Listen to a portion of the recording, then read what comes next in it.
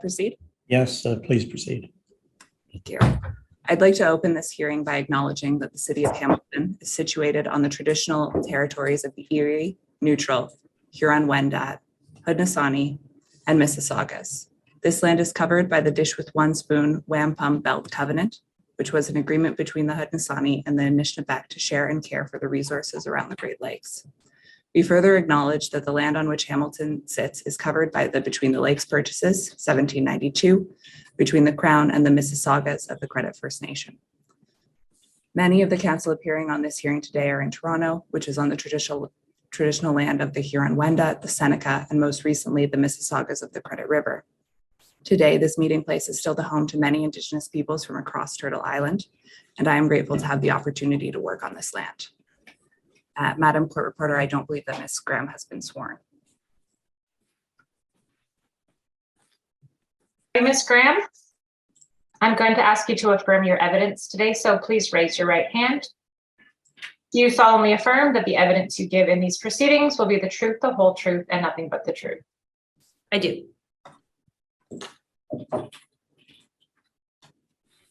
Good morning, Ms. Graham. Thank you for joining us this morning. I'm going to start off with some questions about your background. Can you tell me a little bit about your professional qualifications?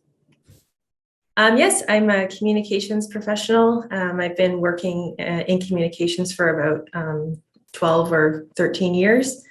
I'm currently working at the Niagara Health System. Before that, I worked for the City of Hamilton for about 6 years as a senior communications officer and communications officer. Okay. Do you have a degree in communications? I have a degree in public relations and English. Okay. And you were employed by the City of Hamilton from July 2016 until March 2022, is that right? That's right. It's my understanding that you were a senior communications officer, communications and strategy initiatives with the city from August 2019 to March 2022. That's right. And before that, you were communications officer, strategic partnerships and communications with the city from July 2016 to August 2019. That's right. And what was your experience before joining the city? I worked in communications roles for the Ontario College of Pharmacists and for the University of Waterloo. Can you describe the day-to-day of your role as a communications officer, strategic partnership and communications? So this would be the role from July 2016 to August 2019. Yep, I was assigned to support the Public Works Department for both of my positions in Hamilton. I was with the Public Works Department.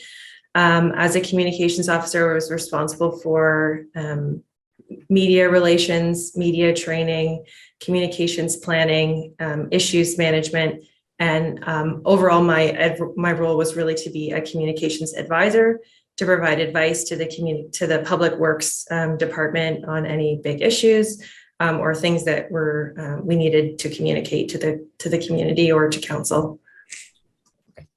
Who did you report to in your role as communications officer, strategic partnerships and communications?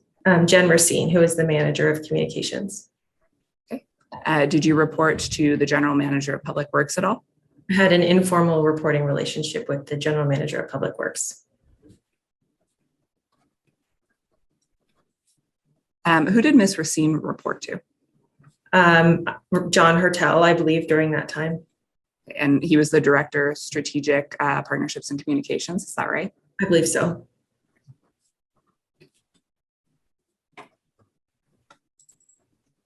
You were assigned specifically to the Public Works Department as a communications officer? I was. Did you do work for any other departments within the city? On a very ad hoc basis, if they needed support, if somebody was away or something like that. But I largely worked just for Public Works. And you were also assigned to the Public Works Department when you were a senior communications officer? Yes. Did your portfolio with the Public Works Department include roadway safety? I did.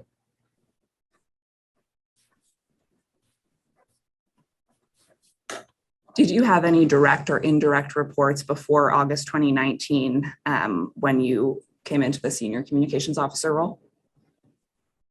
I had two direct reports. I'm sorry, I can't remember exactly when they started being my direct reports, but there were two, yes.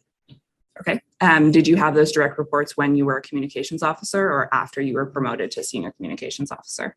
I think for a very brief time, I had one. I think it was about May until I was promoted in August. So it was a short time.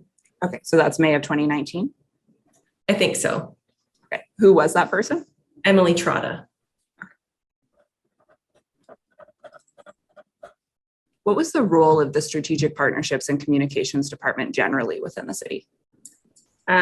We were responsible for providing advice to the organization on issues relating to communications of all sorts. So everything from media relations to issues management, like I said, communicating important projects or issues to the community. It's a very broad role, but at the end of the day, it's about providing a communications advice. Were you familiar with the Red Hill Valley Parkway before you started your role at the city in 2016? I'm from Hamilton, so I was familiar with the Parkway, yes. Okay, from driving on it? Yes. What were you told, if anything, about the Red Hill Valley Parkway when you started with the city? I don't think I can recall anything really specific. I started in a role that somebody had vacated for a little while, so I did a lot of learning on my own at the beginning. I don't think there's any sort of specific training specific to the Red Hill. When you say that you started in a role that someone else had vacated a little while ago, can you expand on that a little bit for me? Yep, the person that was in my role before had left in February and I didn't start until July. And so there was a period of time where there wasn't anyone in that position. And she was still with the city, so she was able to sort of help onboard me and bring me up to speed, but she was in a new position. So. And who was that had been in the role before you? That was Kelly Anderson. So you said that you did a little bit of learning on your own to get up to speed. Did you review any past media reports about the Red Hill Valley Parkway to orient yourself to potential communications issues? Yeah, I definitely would have done that with everything related to public works. I spent quite a bit of time reading media reports on lots of different issues. Okay. In the context of your review of Red Hill Valley Parkway media reports, did anything stand out to you about the roadway? I was certainly aware of some public perception of the roadway at that point, yes. Okay. And what was that public perception? I know there had been some higher profile collisions and yeah, I don't know that I knew anything, I had any specific idea, but I knew that there had been some higher profile collisions and unfortunately some deaths on the highway as well before I started. Okay. From your review when you did start, were you aware of any public concerns about slipperiness or lighting on the Red Hill Valley Parkway? I don't think I was aware of those things, no. Okay. And you weren't after you did your media review? I do recall reading articles about lighting and slipperiness, but I don't know if it was probably after I started. I'm not sure if it was before or after, but. Okay. Were you told anything about safety concerns on the Red Hill Valley Parkway when you started in your role? I don't remember being told that. As part of your role as communication officer, did you review staff reports that were either presented to council or had previously been presented to council? I tried to review staff reports that were going forward to Public Works Committee specifically, since that was my portfolio. I don't think I could have, I wouldn't say I reviewed every single one because it was quite a large portfolio, but I did make an effort to try to review reports where I could. Okay. Did you review historical staff reports when you started in your role as communications officer? It wasn't part of my my sort of onboarding, I guess, to go back and read reports, but as sort of issues maybe came across my desk, I may have looked back on specific reports if somebody had pointed me in the right direction, but I didn't go back and read historically. As part of your role as communications officer, did you review consultant reports that were prepared for Public Works? No. When you first started in your role, were you made aware of the 2013 or 2015 SEMA reports? I don't think so.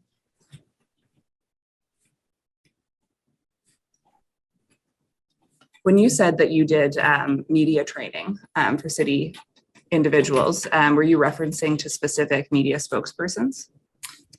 Yes, I was responsible for delivering media training for identified spokespeople within Public Works. And so in Public Works, that would include directors and managers, and then some very specific folks, for example, like superintendents or senior project managers on certain occasions.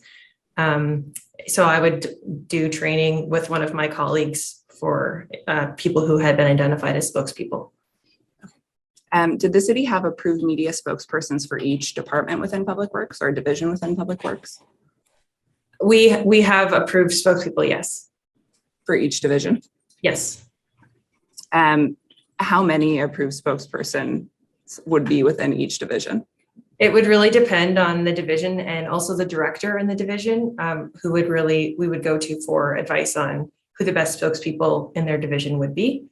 But typically, I would say it would typically be the director and then managers for the most part. Okay. So then is it the director who selects the spokespersons?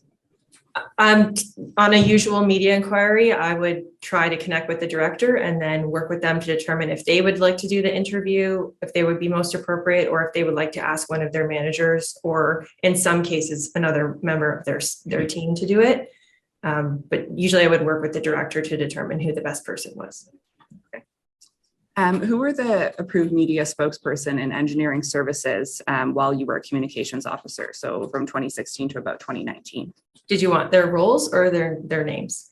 Names and roles, if you can give them, but either or is fine. Okay. So I know Gary when Gary was director, and Gord when Gord was director. Certainly both did media interviews and were spokespeople. And then their managers. So I don't have a list in front of me, but off the top of my head, like Marco, Susan. Yeah, I can't remember the rest of the managers, sorry, but I do recall that we did media training with the managers in engineering services. So if there was an interview request, it would be one of them. Okay. Do you know who the approved media spokespersons were in traffic operations and engineering for that same time period? I'm not sure who was the director then. I am assuming it was Edward. I think it was John Mader, and then, yeah. Thank you for helping me with that. So John, and then I know Jeff Lupton sometimes did media as well. In traffic as well, Dave Ferguson and Martin also had media training and did media interviews. I can't remember if there were other spokespeople at that time. Thank you very much. Registrar, could you please take us to OD7, image 165, paragraph 490. Just for context, Ms. Graham, I'm stepping a little bit forward in time, and we're going into February of 2017. So this is on February 22nd, 2017. Mr. White emails Mr. Mader, Mr. Lupton, and Mr. Ferguson about a fatal crossover collision on the Red Hill Valley Parkway. And for your reference, you're not copied on this email. As the communications officer for Public Works, did you generally receive information about fatal collisions on Hamilton's roadways? Sometimes I think I would have, yes, or I would have received a media inquiry sometimes about them and then asked for more information myself. Okay, so there wasn't necessarily a process by which you were advised when a fatal collision occurred?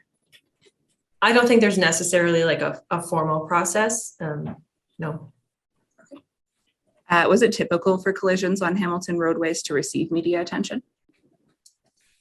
Definitely possible.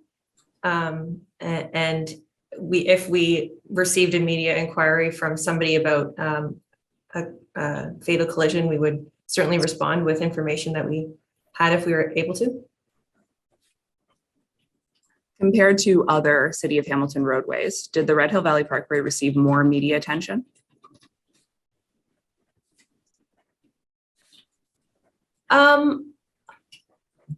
I'm not sure. I think we also had a lot of media attention on other roadways, like for other reasons. For example, like Burlington Street has lots of potholes or used to have lots of potholes, so that would get lots of attention as well. It's hard to answer that question. Okay. When you say for other reasons, was there a specific reason that you typically got media inquiries about the Red Hill? No, I don't know if there was a specific reason, but like we said before, there were inquiries around or stories covering lighting and collisions and things like that. So. Okay.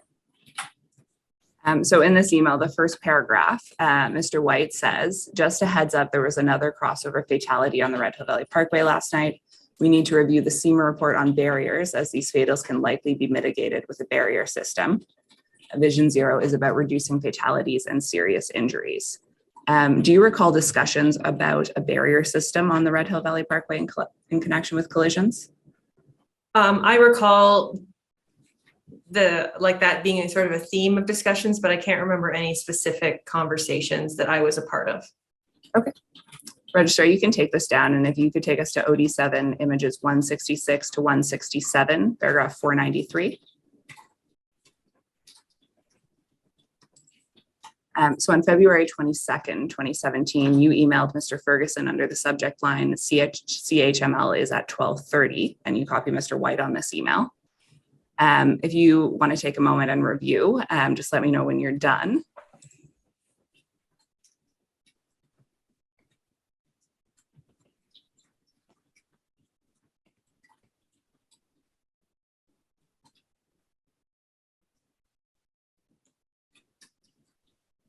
Okay. Is this email about an interview that Mr. Ferguson was doing? It looks that way. So I think you said earlier, but Mr. Ferguson was an approved city spokesperson, right? Yes. Did you generally attend interviews with city spokespersons? It would depend on if I was available or what the city spokesperson's comfort level was. It's an option for them to ask a communications officer to join them. Okay. So was it typically by their initiative that you'd attend? I would usually, if I was available, I would typically offer and leave it up to them. Do you recall if you attended the interview that he did with CHML? I don't recall this specific interview, no. So this is flowing from the crossover collision. What was your typical practice following a collision or major event in terms of developing a communication strategy? For if there was a major collision, is that what you said? Yeah. Yeah. I don't know that I would necessarily have a proactive communication strategy for a collision. So largely it would be a reactive situation. So if we had media inquiries about the location or the collision itself, we would typically refer to Hamilton Police, but we would, or I would, in collaboration with traffic operations or traffic engineering, work up some key messages to respond to any media inquiries. So things like collision statistics at the location, or if we've done any improvements, safety improvements or otherwise to the area, and things like that. Or if there were specific questions from the media, I would work on trying to collect answers in collaboration with the spokespeople. But I wouldn't typically do anything like proactive in terms of like sending a media release or anything like that. So the first sentence of this email says, Martin says, stick to the short, medium, and long-term strategies from the report. And I read that as a reference to the 2015 SEMA report. Did you review the 2015 SEMA report in connection with the media coverage around this collision or the information provided in this email? I didn't. However, I think that might be referring to a council report, not the SEMA report. Okay. Do you know which council report you think it's referring to? I think I'm not 100% sure, but I think it's the one with the appendix in the back that has like a chart that has the short, medium, and long-term measures. I want to say it's 18008, but I don't know for sure. Okay. I think that what you're referring to is the December 2015 report covering the 2015 SEMA report. Okay. So I think that is right. Did you review that specific staff report in connection with this? I would have pulled the information from that report. Okay.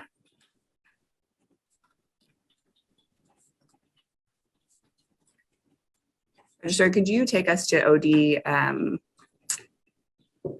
Actually, it's right on the other, so it's up there. It's paragraph 494, which is on 167. And I think you may need to pull up 168 as well, as it goes a little bit onto the next page. So on February 22nd, 2017, you emailed Andrea McKinney and Jen Racine under the subject line "Heads Up, Red Hill Valley Parkway." Just stopping there, who's Andrea McKinney? Andrea McKinney was the Director of Communications and Corporate Initiatives when I first started with the city. And she moved into a different role, and John Hertel took that position at some point. Did you have any reporting obligations to Andrea? So I reported to Jen, and Jen reported to Andrea. Okay. So in the first paragraph of this email, you say another accident on the RHVP last night is resulting in a lot of media inquiries this morning about the safety of the Red Hill and Link. Many councillors' offices have also been engaged, and several are asking traffic safety section about messaging, etc. How did you generally receive media inquiries? Would it be by phone, email, some combination of the two? Both, yeah, some combination of the two.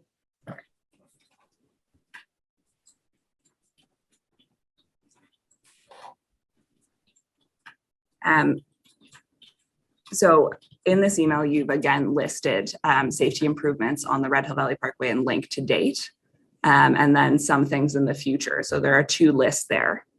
Where did you get that information from? I think I don't remember the specific email. I'll just start by saying that. If I had to guess, I would say that it was probably the same list as the previous email that I pulled from the council report through direction from Martin. Martin White? Yes. Did you generally rely on the information provided to you by Public Works staff about safety or safety improvements and countermeasures? Absolutely. I'm not an expert in anything related to Public Works, so I would rely on staff a lot, for sure.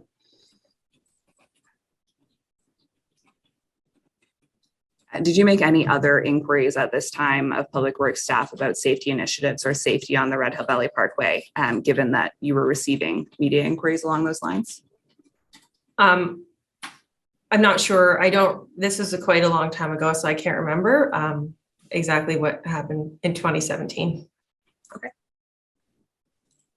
Would it have generally been your practice to make further inquiries? I would be focused on what the media was looking for and being the liaison between the media and the spokespeople in Hamilton. So I wouldn't have been investigating a lot further beyond what they were asking for the most part. What concerns were raised in the media inquiries that you'd received about the safety of the Red Hill Valley Parkway and Link? I don't know if I can remember specifically, Haley, but I know that there were questions around the changes that we were making from like a traffic engineering perspective. And I know later there were questions around like the pavement. I'm not sure if that was happening at this point or not, but it's quite a long time ago, so it is hard to remember exactly. When you say the changes that we were making, are you referring to the safety improvements? Yes.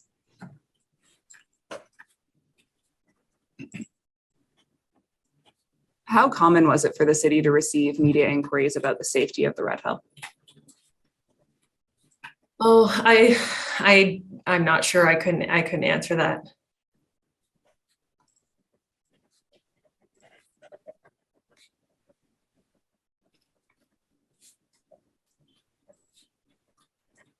During your tenure as a communications officer with the city, were the media inquiries that you received about the Red Hill generally connected to an incident, for example, like this crossover collision, or did you find that they were unrelated to a particular event? I would say both, actually. I think that there were many, like an incident would sometimes spur inquiries for sure. But I can recall, and I know that we will talk about at some point today, some reporters looking for things that aren't related to a specific event. Okay. When reporters were looking for things that weren't related to a specific event, did their inquiries have a common theme? Again, so I know that there is a reporter who asked several times for friction testing results. So that would be an example of a theme. I can't recall if there were other themes at this minute, but there may have been. In responding to media requests, did you work primarily with traffic engineering and operations staff? Can you be a little more specific on your question? Sorry. Sorry, let me rephrase it a little bit. When you were responding to media inquiries about the Red Hill Valley Parkway, were you dealing primarily with traffic engineering and operations staff, or with staff from other public works departments as well? Yeah, and I think in the case of the Red Hill, also with staff from engineering services as well. When you received an inquiry, how did you know who to reach out to? So I learned by trial and error at the beginning for sure. And then if I asked somebody that wasn't the right person, they would typically redirect me to somebody who was more appropriate. Some inquiries are more obvious than others, traffic safety, and we have a section called traffic safety. But in some cases, I wouldn't know who to ask. And so I would depend on staff to sort of redirect me to the most appropriate spokesperson. Do you recall if in February 2017, around this inquiry, you reached out to anyone in engineering services in addition to Mr. White? I really couldn't recall. So back to the first paragraph of this email, you say many counselors' offices have also been engaged and several were asking traffic safety section about messaging. What did you mean by that? So I don't remember this specific incident. However, I can say that typically we would have often counselors' offices reaching out to admins or project managers or managers even to ask for details on projects or issues. And so those people would typically let me know so that we could create, consistent messaging so everybody would know what the latest information was and can share all the same information with counselors as we would share with the public, being transparent and consistent. Do you recall what counselors were told about messaging in this particular instance? I mean, I don't recall in this particular instance, but we would have probably very likely shared the same list that is here. Okay.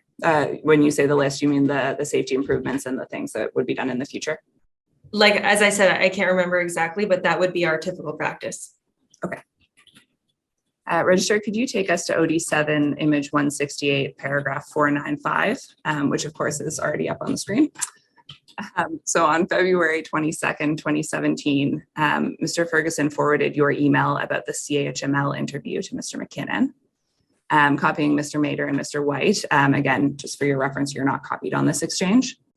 Mr. Ferguson says, I just got off the phone with Collins and Conley asking questions about the barriers and the recent incident.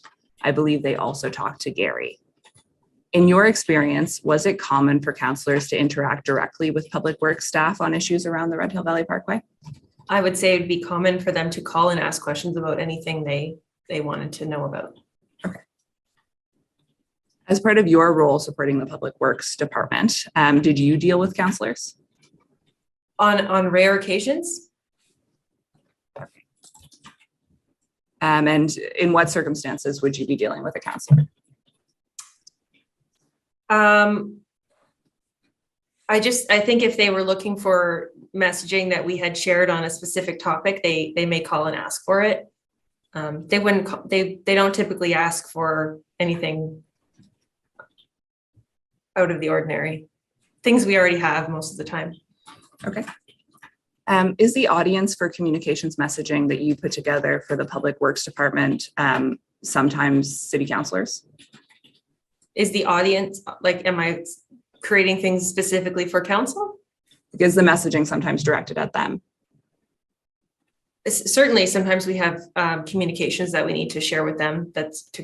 Yes, of course. So Mr. Ferguson says in this email, I believe they also talked to Gary. In your experience, was it common for councilors to direct questions about the Red Hill Valley Parkway to Mr. Moore? I think so, yes. Did you view Mr. Moore as a person with familiarity or expertise on the Red Hill Valley Parkway? I did. Okay, can you expand a little bit on why you felt that way? I thought Gary was a very knowledgeable engineer, and he was included in, building the parkway. And I just viewed him as somebody with a lot of knowledge about it. When you received media inquiries about the Red Hill Valley Parkway, did you often go to Mr. Moore? Yes, I think so. Do you recall if in February 2016, you spoke to Mr. Moore in relation to the media inquiries that you received about safety concerns on the Red Hill? I can't remember, sorry. So in the last paragraph of this email, Mr. Ferguson says, in my discussion with counselors, Chad did start to get onto a bit of a rant about these issues occurring as a result of driver behavior, and that the action of the motorist isn't being made public. I suggested to them they may not want to go that route as it goes against the principles of Vision Zero, and they may get some public backlash. I think they understood what I was trying to say. So stopping there, was Vision Zero part of your portfolio in terms of communications around traffic safety? It was part of my portfolio. I will say, though, that I did share that piece of work with Emily that I mentioned before, and I don't know that I'm an expert on Vision Zero. Okay, what did you understand Vision Zero generally to be? About using different techniques to improve roadway safety. So everything from engineering and education, enforcement. I know there's 5 E's. If I could remember them, that would be great. But that was my thought. Okay. To your knowledge, as of February 2017, was it a commonly held view amongst councillors that collisions on the Red Hill Valley Parkway were a result of driver behavior? I wouldn't know. As of 2017, was it your impression that city staff held the view that collisions on the Red Hill Valley Parkway were primarily the result of driver behavior? I don't think I know that either, sorry. As of February 2017, had you had any discussions with Public Works staff about the cause of collisions on the Red Hill Valley Parkway? I can't remember any specific conversations. Do you remember any generalities? I don't think I do, sorry. Were you ever asked to prepare communications messaging that focused on driver behavior as the underlying cause for collisions on the Red Hill?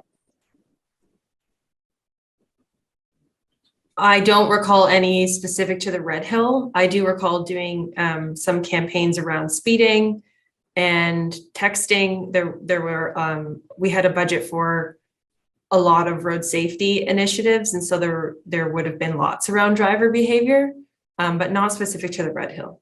Okay. Registrar, could you please take us to OD7, images 182 and 183, paragraph 528?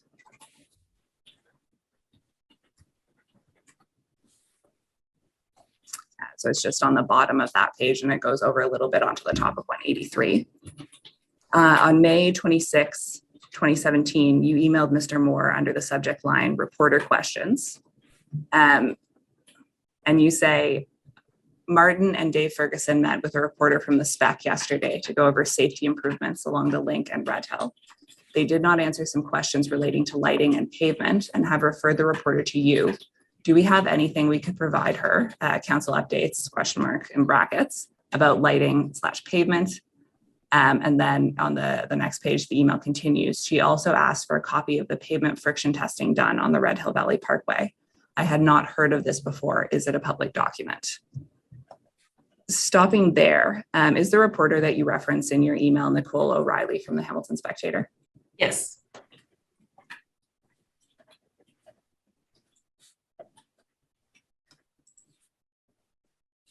Did you speak to Ms. O'Reilly directly about this inquiry? I can't remember. Do you know if you would have obtained this information from Mr. White or Mr. Ferguson? I'm not sure how it came to me. Sorry. Do you recall if you were with Mr. Ferguson and Mr. White when they spoke to Ms. O'Reilly? I don't believe I was.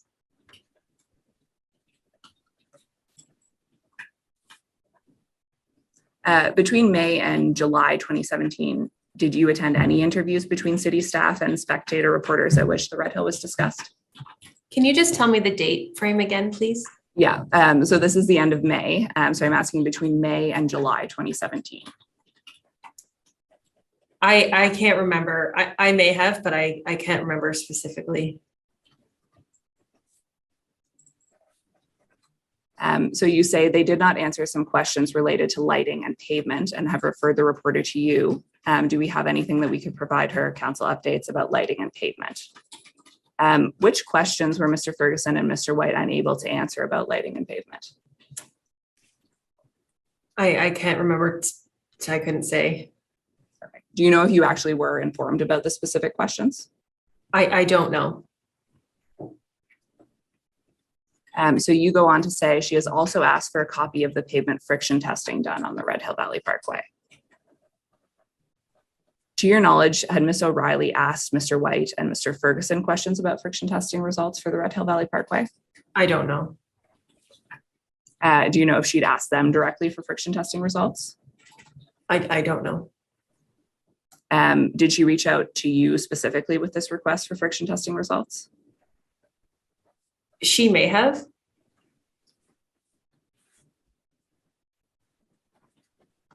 But you don't have a specific recollection one way or the other? I don't. I would deal with 5 media inquiries every day, and so it's hard to remember this long ago with that volume. Okay. So you go on to say, after asking about the friction testing results, I had not heard of this before. Is it a public document? What did you mean by that? I would have been wondering if it had been shared with council, if we had a link for it or something like that, if it was on the website in any place, so that I could send the link to Nicole if it was available. Okay. So you would have sent it to her had you been advised that it was a public document? Yeah. And had you been advised that it wasn't a public document, what would your general practice have been?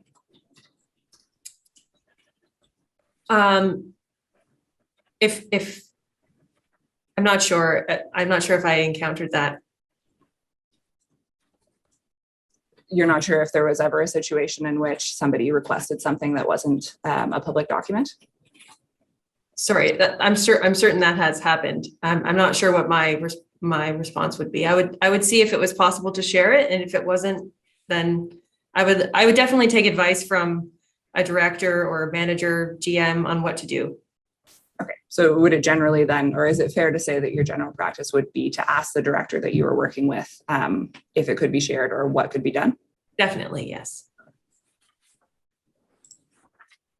So we haven't been provided with a document indicating that Mr. Moore ever responded to this email. Did you have any discussions with Mr. Moore about this email or the questions that you put to him in it? I don't remember any discussions about this specific inquiry. I will say, though, that we sat very close to each other. My desk was very close to Gary's door, and so we often spoke to each other in person. So that may have been the case here. I can't remember, though. When you say it was just outside of his door, like your desk was right around the corner or a couple steps from his door? Yep, so right outside his door, directly, if you walked out his door, was Diana's desk, and my desk was right beside Diana's desk.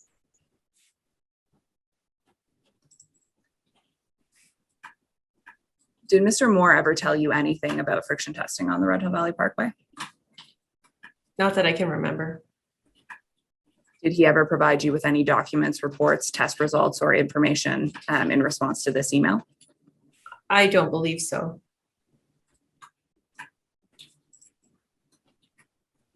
Did you follow up with Mr. Moore when he didn't provide you with a response to this email?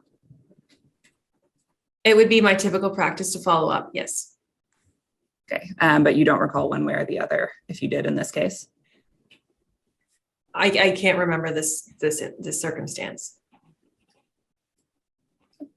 So Ms. O'Reilly asked specifically for pavement friction testing done on the Red Hill Valley Parkway. Did you take any steps beyond this email to Mr. Moore to try to locate information about Red Hill Valley Parkway pavement friction testing to provide to her? I know that I definitely took additional steps in the future. I'd asked for this document a number of times. As you go forward, you'll probably ask me about those. So I know I definitely asked for it a lot of times, but it wouldn't be my typical practice to investigate for a document if it wasn't provided to me.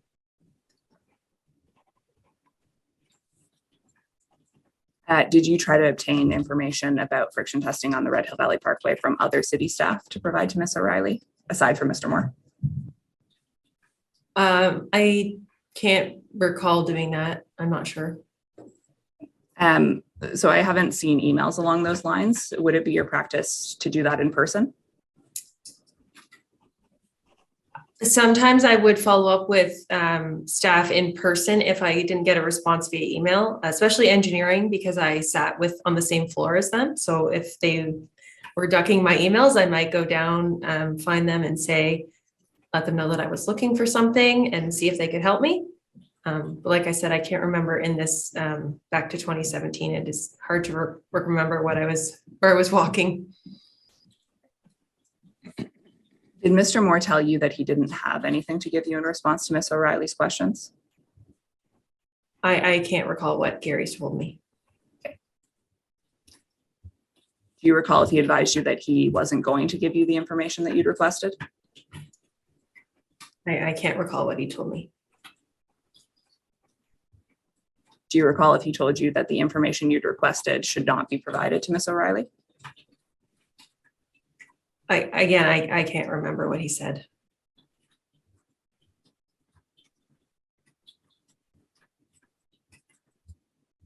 Registrar, could you please take us to a split screen and pull up HAM 25869 on one side and HAM 25870 on the other side?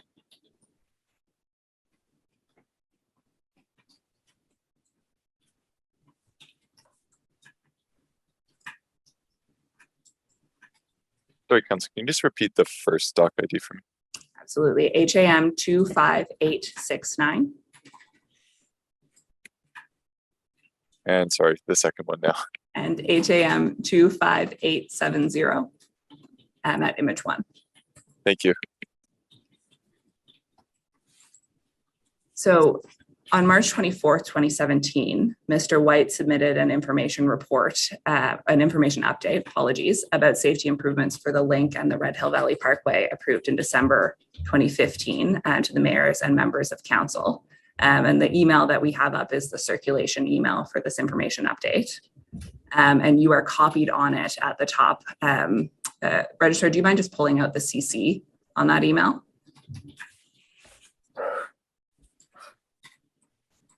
So you're copied as a recipient on this information update that goes around March 24th, 2017.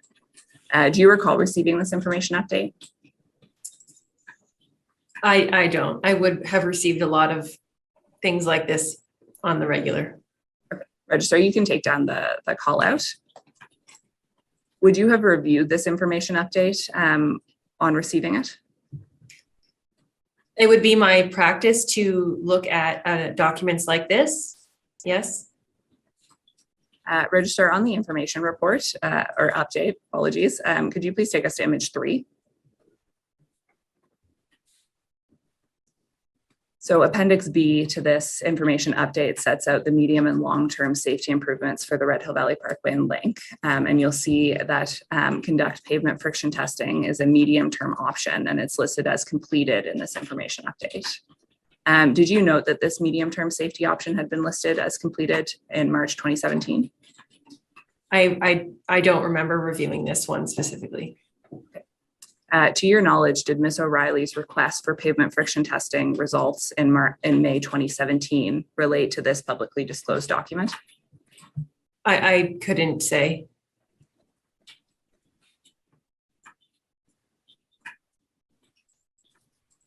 As of May 2017, what, if anything, had you been told about whether engineering services had done any friction testing on the Red Hill Valley Parkway in 2016? Beyond what you've shown me, I can't recall anything else. Okay. When you say that, are you fairly certain that there weren't any discussions, or you just don't recall one way or the other? I just can't recall. Registrar, you can take this down, and if you could take us to OD7, image 183, paragraph 529.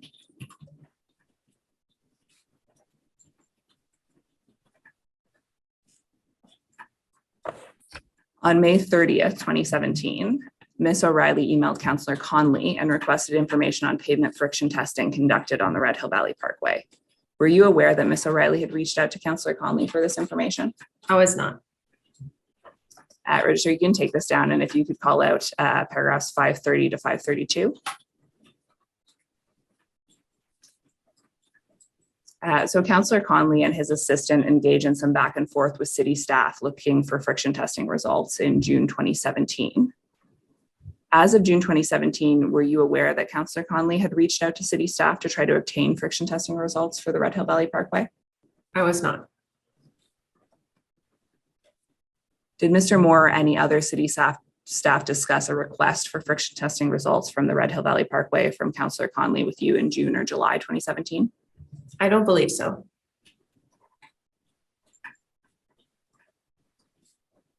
Did you take any steps between late May, when you received Ms. O'Reilly's email, and July 2017 to obtain friction testing results for the Red Hill Valley Parkway from any city staff person? Between May and July, I can't really recall. Sorry.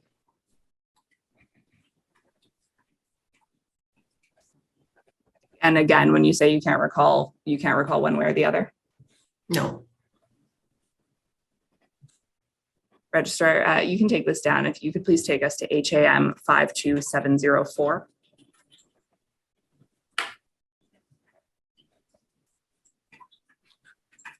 So on July 15, 2017, Ms. O'Reilly's article, Highway Traffic Tragedies, Why Are There So Many Crashes on the Red Hill, is published in the Hamilton Spectator. Did you review this article after it was published? I would have, yes. Would you have been reviewing it as part of your role as communications officer for the Public Works Department? It was my practice to read the media reports from the day before or in the morning when I started work each day. Okay.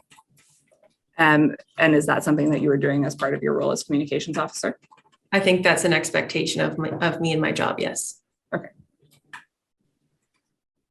So Mr. Moore and Mr. Ferguson are quoted in this article. Were you involved in preparing any city staff person for interviews with Ms. O'Reilly in connection with this article?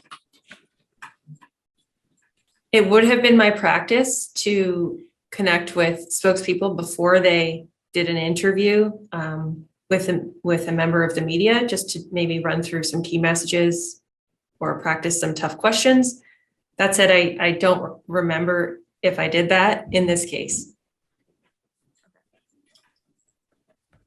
Do you recall if you attended interviews connected with this article? I'm not sure. Were you involved in any fact-checking processes engaged in by the Spectator in connection with this article? I don't believe so. Did the Spectator call or email you to confirm quotes from city staff that were going to be used in this article? Did they call me to confirm if the quotes are correct? Mm-hmm. I don't think so. Okay. Do you know if that's a practice that the Spectator usually employs? I have not experienced that with the Spectator, except for maybe a few occasions that I couldn't even quote what they would be about, but I don't think they were about this. To your knowledge, did the Spectator call or email city staff to confirm quotes from them that would be included in this article? I don't think so, but I couldn't say for sure. Was it part of your role to follow up with city staff after a media interview in which they'd been quoted? If I was able to do that, I would. Like I said before, Public Works was at this period of time prior to the pandemic, for sure, getting a lot of media inquiries every day. And so it was difficult to manage that all the time. But if possible, I would have followed up with them if it was relevant. In a circumstance in which a city staff person felt that they'd been misquoted or an article contained inaccurate information, would they come to you about that? That would be my expectation, that they would be the subject matter expert if they were misquoted or there was inaccurate information. I wouldn't be able to tell that, so I would rely on them to let me know. And then if that was the case, I would follow up with the media outlet to let them know if it was something significant. And were staff generally aware that you relied on them to let you know if there was something inaccurate in a media article? That would be part of our media training. So yes.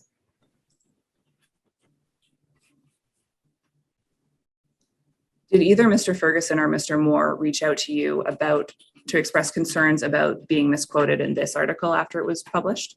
I don't recall that. Okay. You don't recall one way or the other, or you're fairly certain it didn't happen? I don't recall one way or the other. Do you recall if Mr. Ferguson or Mr. Moore expressed any other concerns to you about this article? I don't recall them sharing any concerns with me about it. Registrar, could you please take us to image 2 of this document? And if you can call out the last quarter of the page under the Red Hill Valley Parkway was originally, so it's, I think, 5 paragraphs up from the bottom of the page. Yeah, thank you.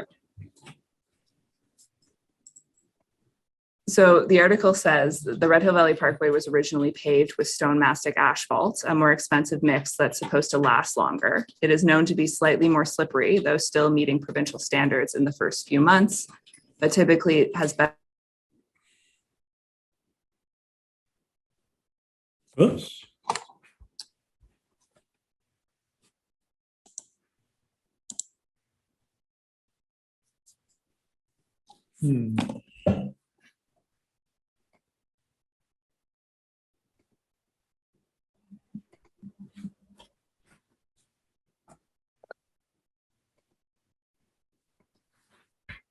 Mr. Commissioner, I think council's just frozen. Yes, I was wondering whether others had the same situation. Yes, she's frozen for us as well. Okay. Okay. Hi, Ms. Buckner. Can you hear us okay? Yes, I think think that we just dropped out of the Zoom. Oh, okay. Yeah, you didn't leave the call, but you were just frozen for us. So if you're okay to continue. Yes, Ms. Graham, where were we when we froze? I think you were just reading the first paragraph. Okay, I'll start there. So the first paragraph here says the Red Hill Valley Parkway was originally paved with stone mastic asphalt, a more expensive mix that's supposed to last longer. It is known to be slightly more slippery, though still meeting provincial standards in the first few months, but typically has better friction once the road is worn down. Stopping there, in July 2017, were you aware that the Red Hill Valley Parkway had been paved with SMA? I was aware from reading an article like this, but I didn't have any additional knowledge about what that was. So the article continues, yet that 2015 engineering report found crashes when the road is wet are inexplicably going up, not down, and recommended the city study friction. And the city did test friction later that year. The Spectator has learned, but the results were never made public. And there is no official report. Moore said only an informal chart sent in an email in December 2015. The friction testing was not fulsome and the results were inconclusive, he said. So you'd asked for friction testing results from Mr. Moore on May 26, 2017. Did you note Mr. Moore's comment about an informal chart from December 2015 recording friction testing results for the Red Hill Valley Parkway when you reviewed this article? I really can't remember. I know I would have read this article. I can't remember if I made note of that or not. Did Mr. Moore tell you about or give you an informal chart of friction testing results from December 2015 in response to your request in May 2017? I don't think so. Did you follow up with Mr. Moore after reviewing this article to request a copy of the informal chart? I don't remember doing that. Would it be your general practice to follow up on learning that something that you had been previously asked for by a member of the media existed? I would have expected myself to follow up in this situation. I just can't remember if I did or not. So I haven't seen an email follow-up. Is this something that you potentially would have done in person? Like I said, I did speak with Gary in person because our desks were very close to each other. But I don't recall this instance. Did Mr. Moore ever tell you that friction testing results for the Red Hill Valley Parkway were inconclusive? I don't remember if he said that to me or not. Did Mr. Moore ever tell you anything about there not being an official report on friction testing, but only an informal chart? I just remember that from this article. Did Mr. Moore ever give you the informal chart referenced in this article? I don't believe he did. To your knowledge, does the informal chart exist? I think I did see an informal chart as part of our document review like fast forward into 2019, but I don't know for sure. I think so. Okay. To your knowledge, had engineering services done friction testing on the Red Hill Valley Parkway in late 2015 or 2016? Did I know if they did it or not? To your knowledge, had engineering services done friction testing on the Red Hill Valley Parkway in late 2015 or 2016? I didn't know, I don't think. Do you know now if friction testing was performed on the Red Hill Valley Parkway in 2015 or 2016? I'm not sure if I follow the dates that you're asking about, sorry.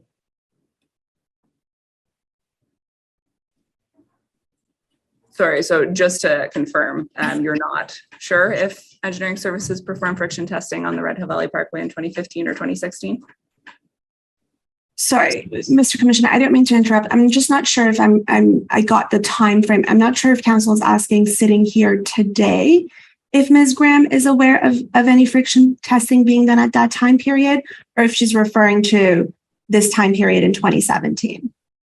Yeah. I think we've established that she didn't know at the time, and I'm now asking at any point.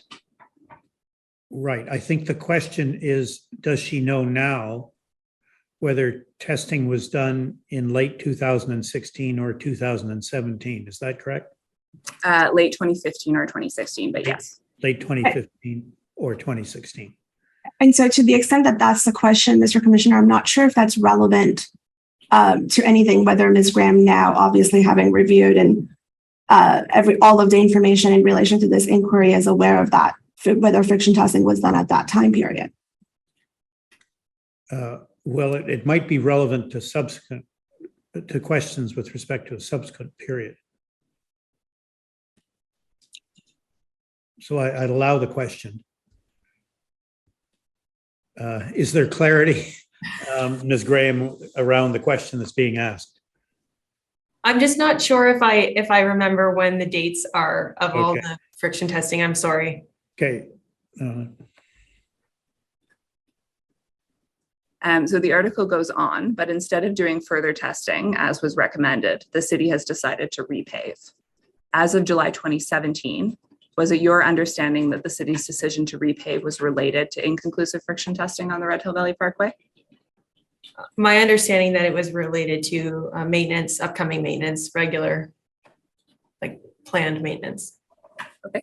Who advised you that it was related to regular plant maintenance? I couldn't tell, I couldn't say for sure. I would have been advised for a member of likely engineering services. At the time that you reviewed this article and saw the reference to repaving being connected to potentially inconclusive friction testing results, did you reach out to Mr. Moore to ask him about that? I can't remember the conversations back this far. Registrar, could you take us over to image 3 and just pull out the first paragraph at the top of that page?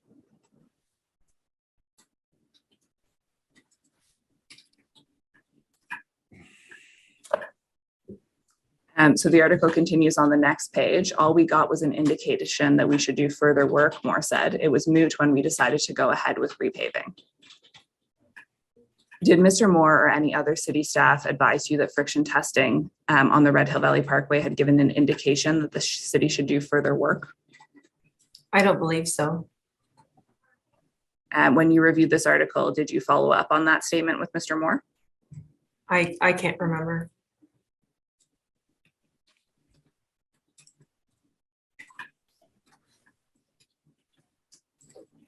Did you have any discussions with Mr. Moore about this article or the friction testing referenced in it? I can't remember. Do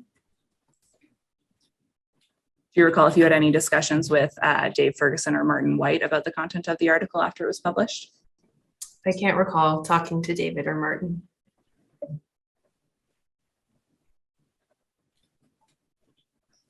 Would understanding the information provided by Mr. Moore in this article have assisted you in your role as Public Works Communication Officer?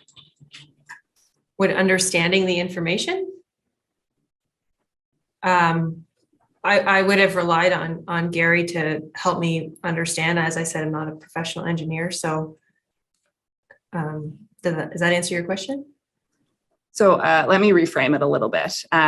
It's my understanding from your evidence that you're not certain whether or not you approached Mr. Moore to follow up with him about the comments that were made to the spectator in this article. Would having more details about those comments have assisted you going forward in your role as communications officer? Likely. It's likely that I would have asked for more information about it. Okay.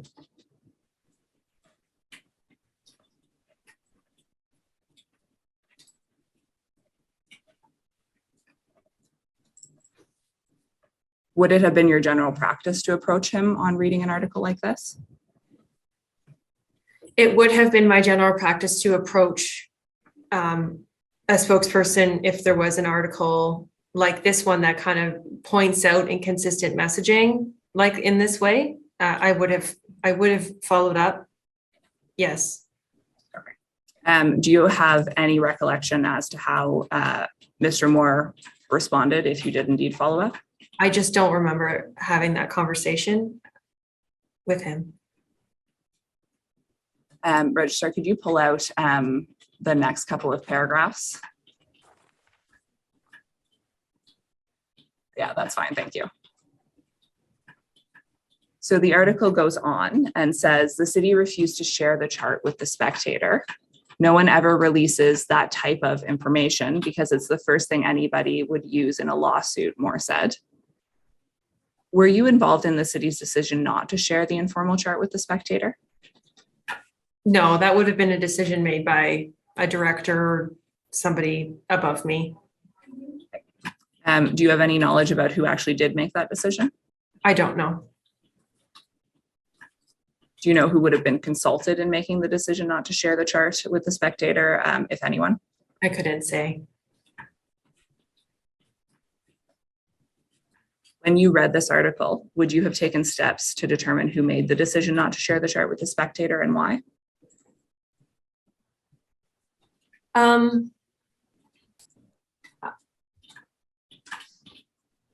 I likely would have maybe asked more questions to Gary, but like I said, I just don't remember having that conversation.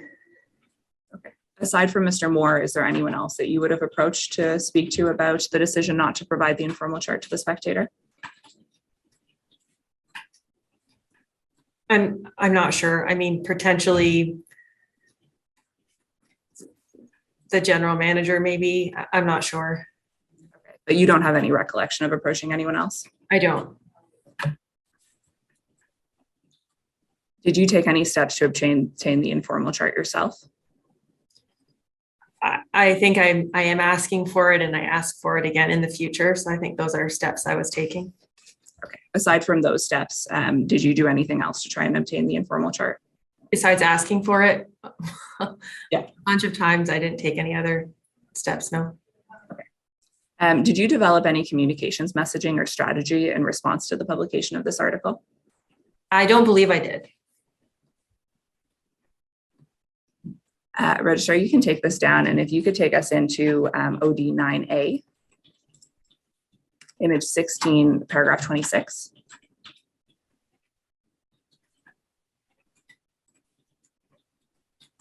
Thank you. So, Ms. Graham, we're jumping ahead a little bit in time just for your context. On May 25th, 2018, Nicole O'Reilly emails Mr. Moore regarding an updated contact for Red Hill Valley Parkway inquiries. She says, I was looking for an update on the asphalt testing on the Red Hill Valley Parkway and what's happening with plans to shave and pave. Hoping you can connect me with the right person to answer questions about this. Thanks and good luck in your new position. Registrar, could you take this down and pull out paragraph 27? So this is the period of time where Mr. Moore is moving to the LRT. He forwards this email to you and says, Nicole is following up on the pavement condition investigation and what we are going to do. I'll let you run with this. Did you have any discussions with Mr. Moore about this email, either before or after he sent it to you, in terms of how you were going to run with it?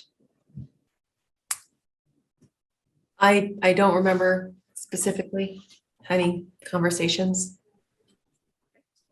What asphalt testing on the Red Hill Valley Parkway was Ms. O'Reilly referring to in this email? I believe she's referring to the testing that was done for the Houghton Place work that we were investigating. Did you have discussions with her about this request? I don't recall. It looks to me like she went straight to Gary. So just pausing here for a moment, between July 2017, when Ms. O'Reilly's article that we were just looking at was published, and May 2018, when this exchange is occurring, had you taken any further steps to try to locate friction testing results for the Red Hill Valley Parkway? I don't think so. Had Ms. O'Reilly followed up in this period of time about pavement friction testing results for the Red Hill Valley Parkway? She may have phoned me. I don't know for sure. Had she phoned you, how would you have responded to that request? Like in how, like what format would I have responded? What would your answer have been if she had asked you for the friction testing results again during this time period? I would have asked Gary, I guess, the director, whoever's in the director chair for it. It's not my responsibility to or my role to be an investigator, but I would have tried to be a liaison between the media and our spokespeople to get them the information that they needed. If you hadn't been able to obtain information about friction testing results from city staff, what would you have told Ms. O'Reilly?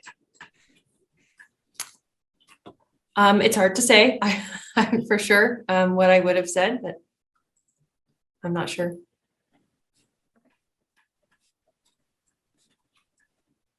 Registrar, could you please call out paragraphs 28 and 29? So this is just the continuation of this exchange. So you reply to Mr. Moore, do you know who has this intel now?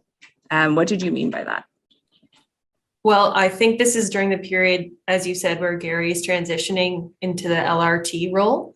And so I think I was asking, does he know like who I should ask? Like I said before, if I didn't know who to direct a media inquiry to, I would ask for direction. And so I think that's what I was doing here. Did Mr. Moore direct you to someone else to obtain information about the Red Hill Valley Parkway pavement or the asphalt testing? I don't remember how he responded. So I haven't seen an email response to this. Do you recall if he responded at all? I can't recall. Registrar, could you take this down and take us to HAM 53162 at image 3?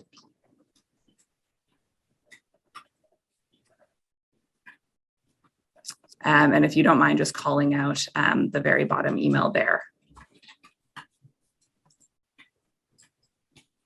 That's great, thank you.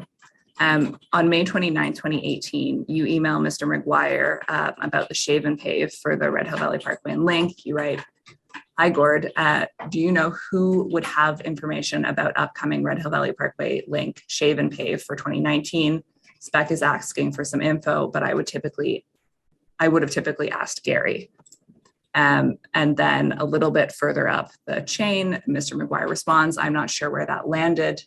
We are waiting for new technology called Hot in Place. Marco Odie may have some insights." And just continuing up this chain, Registrar, could you please take us to image 2? And call out the blue email that's just, yes, right there. So there's a bit more back and forth, and then Mr. Odie responds, "We, asset management, design, construction, and a geotechnical consultant, are reviewing the Hot in Place asphalt recycling technology to see if it is an option for the Red Hill Valley Parkway mainline resurfacing. The ramps will be resurfaced using the traditional mill and pave option."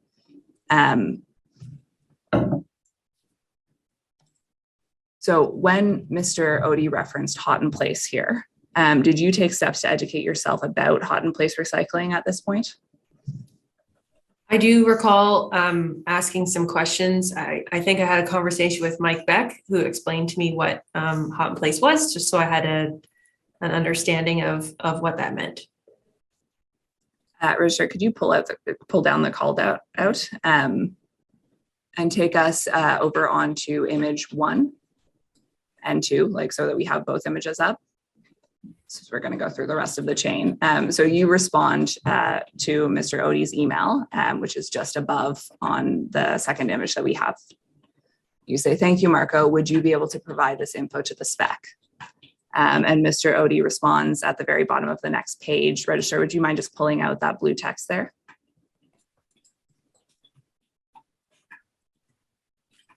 And he says, "We should probably respond that the Red Hill Valley Parkway resurfacing is planned for 2019 and that more information should be available later this fall. This would avoid questions regarding the Hot in Place technology and its use / not use." At this point in time, was the city trying to avoid raising Hot in Place recycling with the media? I don't think that's necessarily true. No. I don't know, but I don't think so. Okay. Did you have any discussions with Mr. Odie about why he wanted to avoid questions regarding the Hot in Place technology and its use / not use? Not that I can remember. Registrar, could you pull this down and go to the next email, May 30th, 2018? So on May 30th, 2018, you send an email in this email chain and say the report is also looking for the results of asphalt testing. Registrar, you can close this down. So you are not copied on the subsequent emails that occur in this email chain. Did you ever receive a response to your email about the reporter looking for the results of asphalt testing for the Red Hill Valley Parkway? I don't know for sure. I don't think so. So at this point in time, Ms. O'Reilly has asked for the Red Hill Valley Parkway asphalt testing. She's also asked for friction testing. What steps had you taken to try to get information to answer questions about the pavement on the Red Hill Valley Parkway? I think beyond asking the spokespeople for the information, I don't think that I was really able to take many other steps beyond what I did. Okay. So I think you said that you didn't think that you got a response to this email. When you didn't get a response to the email asking about the asphalt tests, did you take any further steps to try and get this information from someone else? Like I said, I'm not sure. I can't remember back this far. It would be my typical practice to try to walk down the hall and see if I could get a response like in person. I may have done that. I don't know for sure. Okay. And you don't have any recollection of how staff approached if you did reach out to them in person? Let me rephrase that. You don't have any recollection of how staff responded if you did reach out to them in person for this? I don't. So this email chain continues. Miss Cameron, Registrar, can you just pull out the top couple of emails there? So the first half of image 1. So Miss Cameron removes you from this email chain and writes to Mr. Odie and Mr. McGuire. Gary uploaded a lot of Red Hill files in ProjectWise under the director's office, engineering services. Not sure if the pavement testing is there, but I know it was Golder who did it. And then she sends a subsequent email in which she sends what I believe is a link to an S drive folder. As of May 2018, did you have access to ProjectWise? I don't think so. Did you ever get access to ProjectWise? I did get access to it, but I never knew how to use it. So I think it was later though. Okay. Do you have any sense of when it was that you would have received access to ProjectWise? Probably in 2019 or 2020, something like that. Okay. At this point in time in May 2018, did you have access to the S drive? Yeah. Were you ever advised that Ms. Cameron had provided information to Mr. McGuire and Mr. Odie that might have been responsive to your email asking about Red Hill Valley Parkway asphalt testing results? I don't remember. Were you sent the S drive link that's set out in Ms. Cameron's email? I don't remember. I don't think so. Okay. Were you ever provided with any documents to review in response to that request for asphalt testing? I don't think so. Do you recall if you responded to Ms. O'Reilly's request? I don't recall. What information, if any, did you convey to Ms. O'Reilly in response to her request about asphalt testing? I don't recall if I spoke with her or not. Would it generally have been your practice not to respond to a request from a member of the media? It certainly would not be my preference. We as organization would never want an email or a media story that says we weren't available for comment or that we didn't provide information whenever we could. So it wouldn't have been my preference to do that. Okay, but there were circumstances when it occurred? Certainly, if I couldn't get information from a spokesperson or wasn't able to access something, yes. Okay. And do you recall if this was one of those circumstances? I don't recall. Okay. As of May 2018, what was your understanding as to whether or what pavement friction testing had been conducted on the Red Hill Valley Parkway, if you had any? I don't think I had an understanding. I knew that there was testing happening as related to the hot in place investigation, but that was it that I think that I knew about, I believe. Registrar, could you please take us to overview document 9A, image 35, paragraphs 87 and 88?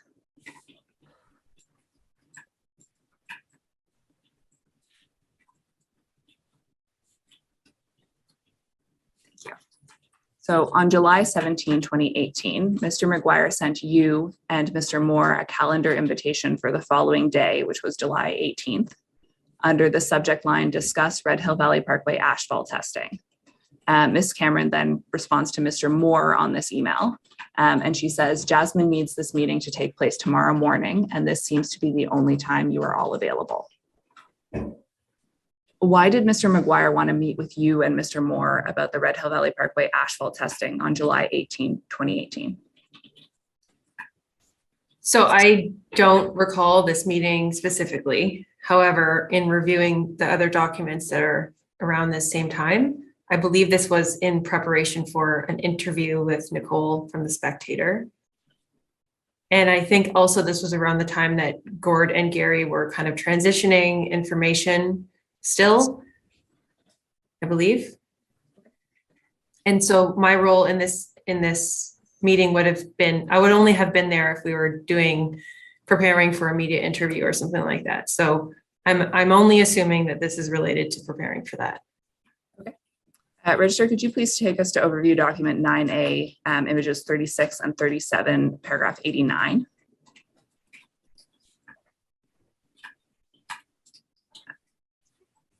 So on July 19, 2018, Ms. O'Reilly's article titled City Testing Asphalt on Red Hill Valley Parkway is published in The Spectator.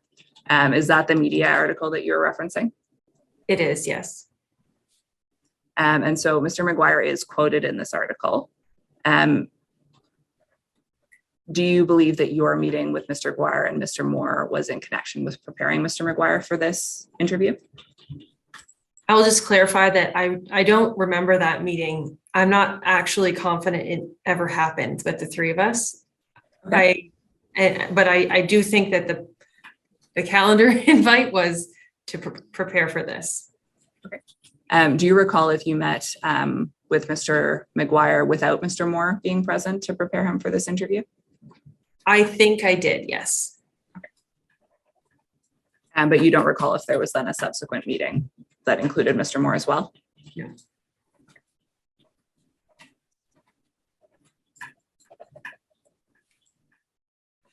Did you attend Mr. McGuire's interview or discussion with Ms. O'Reilly for this article? I'm not sure. Did you review this article in July 2018 when it was published? I don't remember, but it would have been my practice to do so. Okay. Registrar, could you please call out paragraph 7 from the top? So it's just under, it starts last December. I'm sorry to interrupt, Ms. Bruckner. Can I just clarify an answer that I didn't catch? Of course. The question was, but you don't recall if there was then a subsequent meeting that included Mr. Moore as well? Yes. Do you want me to answer it again? Yes, please. I don't remember that. Thank you.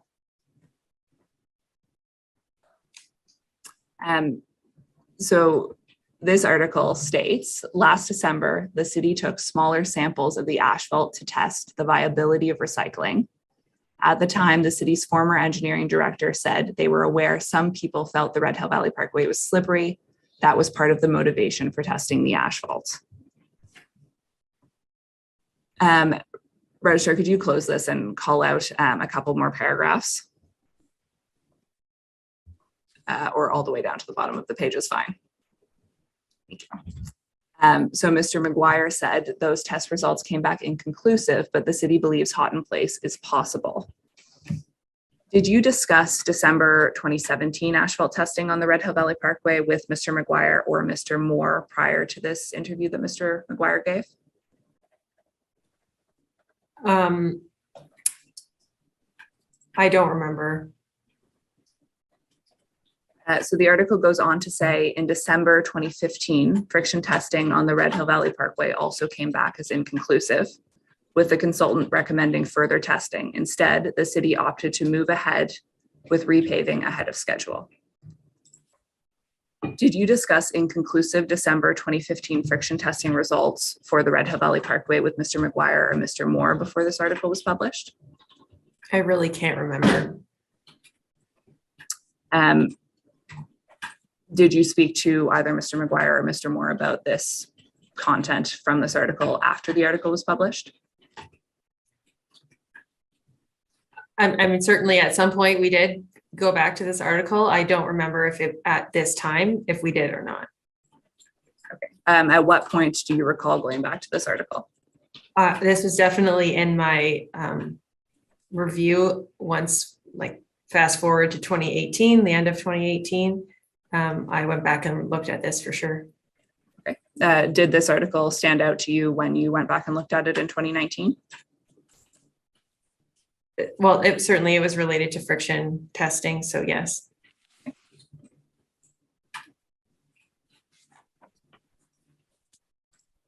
Do you recall if either Mr. Moore or Mr. McGuire brought friction testing results to meetings in July of 2018 to prep for this interview? I don't think they did. After this article was published, did you reach out to Mr. Moore or Mr. McGuire about the asphalt or friction testing results for the Red Hill Valley Parkway referenced in the article? I don't believe so. So there's a reference here to the city opting to move ahead with repaving ahead of schedule, which appears to connect it again to the inconclusive friction testing results. I think that you had indicated that it was your understanding that the repaving was part of scheduled maintenance work. Did you reach out to Mr. Moore or Mr. McGuire about the purpose of the repaving when you reviewed this article? I don't think so. I don't think the difference was on my radar at that point. Okay. Was Ms. O'Reilly still looking for asphalt testing and or friction testing results from the Red Hill Valley Parkway at the time this article was published in July 2018? I couldn't say what she was looking for then. Do you know if you had received further requests from her for friction testing results or asphalt testing results as of July 2018? I don't remember anything specific. Okay. Did either Mr. McGuire or Mr. Moore approach you to express concerns about the accuracy of the information about asphalt or friction testing on the Red Hill Valley Parkway in this article? I don't remember that, if that happened or not. So I see that it is 10:58 and I am about to move on to a new topic. Would this be a good time to take our morning break? Sounds like it. Let's take our usual 15-minute break and return at 11:15.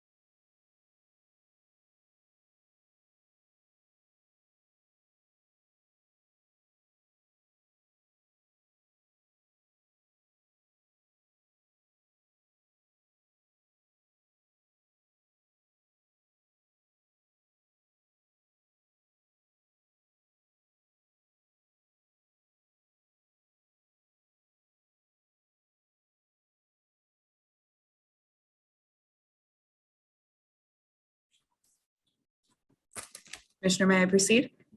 Yes, please proceed, Ms. Buckner. Registrar, could you please take us to overview document 9A, image 97, paragraphs 247 and 248?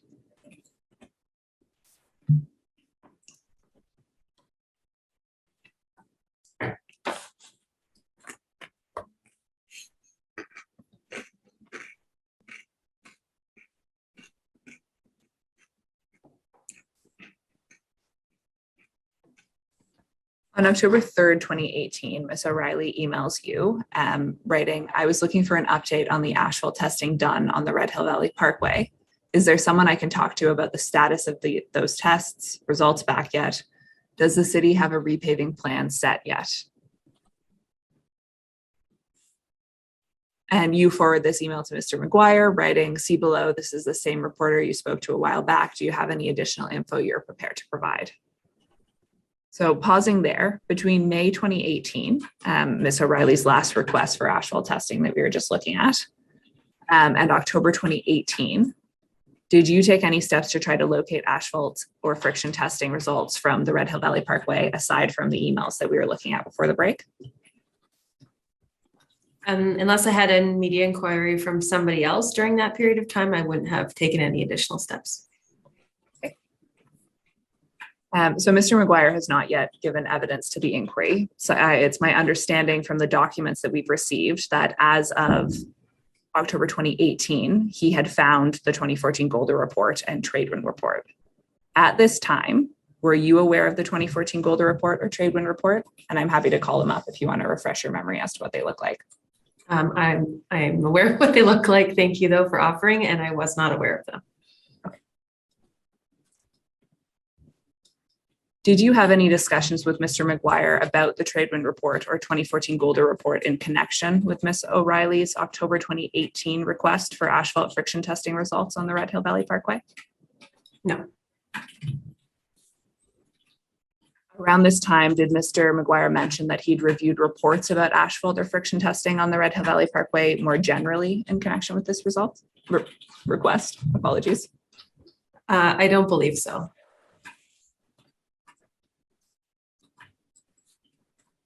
Registrar, could you please take us to paragraph 249, which is on image 97? I think it's just the next one down. So Mr. McGuire forwards this email to Mr. Beck and Ms. Jacob, and he doesn't copy you on this forward. And he says, let's review today. Susan Jacob responds, we should buy some more time before responding to this email. To which Mr. McGuire responds, agreed, that's why I want to talk today. Between the Red Hill Valley Parkway and the link, we have over 55 million scheduled in the next 3 years. Replying piecemeal will just cause us to scramble for answers. Let's sit down this week if today doesn't work to review our messaging. He lists test results, need, AADT impact, schedules, upgrades, question mark, etc. And then he says, I won't reply. So just in reference to that last point, I won't reply. Did Mr. McGuire respond to your email asking about the asphalt testing? I'm not sure. Did he tell you that he didn't want you to respond to Ms. O'Reilly's request? I can't remember. Did you have any discussions with Mr. McGuire about Ms. O'Reilly's request? It's likely that I did. I don't remember the conversations though.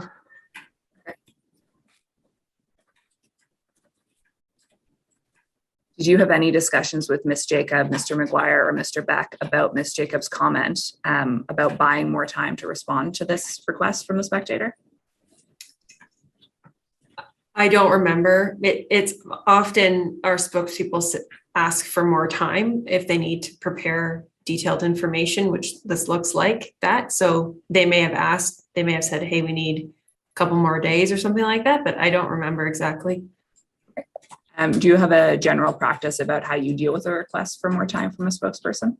Yeah, if a spokesperson said to me that they need a few more days, I would just ask the reporter if it was possible, what deadline that they were working towards. So if they really were writing for today, or if they could wait a few more days. And for the most part, they're very accommodating if we have a detailed if they have a detailed request, they're good to wait if we needed more time. Okay. Do you recall if you did that in this instance? I don't recall. Registrar, could you please take us to HAM 11419?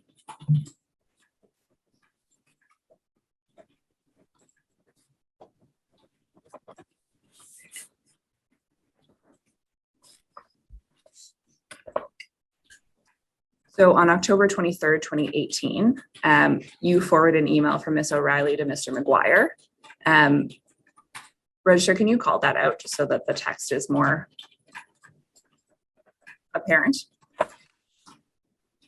So you say a couple of follow-ups from the spec reporter. And then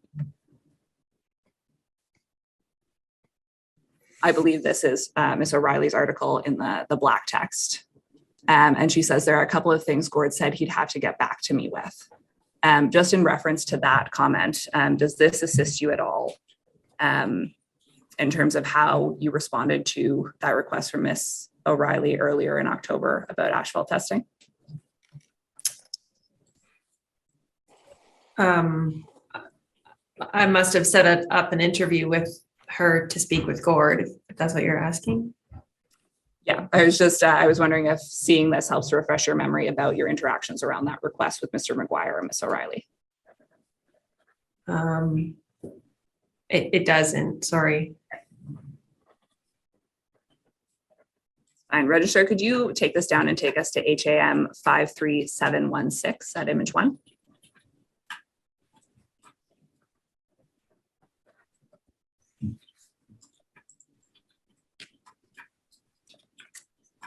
And maybe call up image 2 for context as well.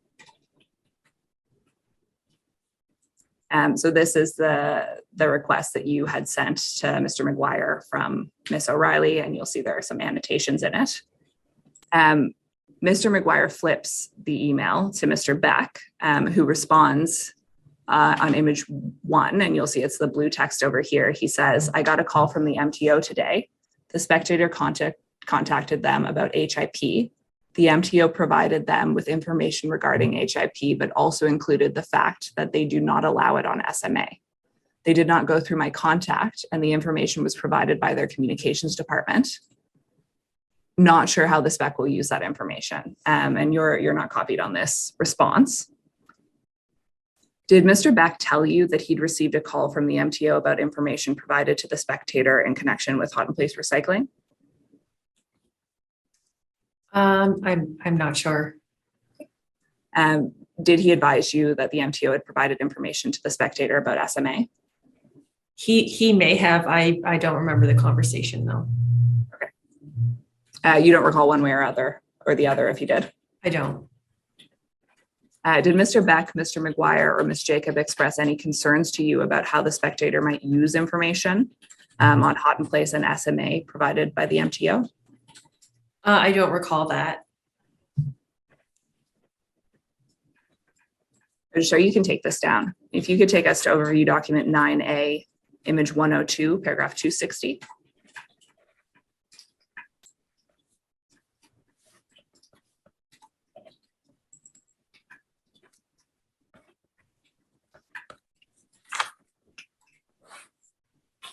So on October 24th, 2018, you emailed Mr. McGuire and Mr. Beck under the subject line, I was right, consultant name. And you write, reporter does want the name of the consultant, Golder and Associates, ? Mike, can you please give them a heads up and let them know they can speak in general about the work they complete, but not specifically on behalf of the city or particulars about the project? Which reporter was looking for the name of the city consultant in this instance? I'm assuming it was Nicole. Do you recall why she wanted to speak to the consultant? I'm not sure if I ever knew why. Okay. Do you know what project she was looking for information about? I'm just assuming it was the HIP, like the hot in place initiative. Okay. But you don't know for sure one way or the other?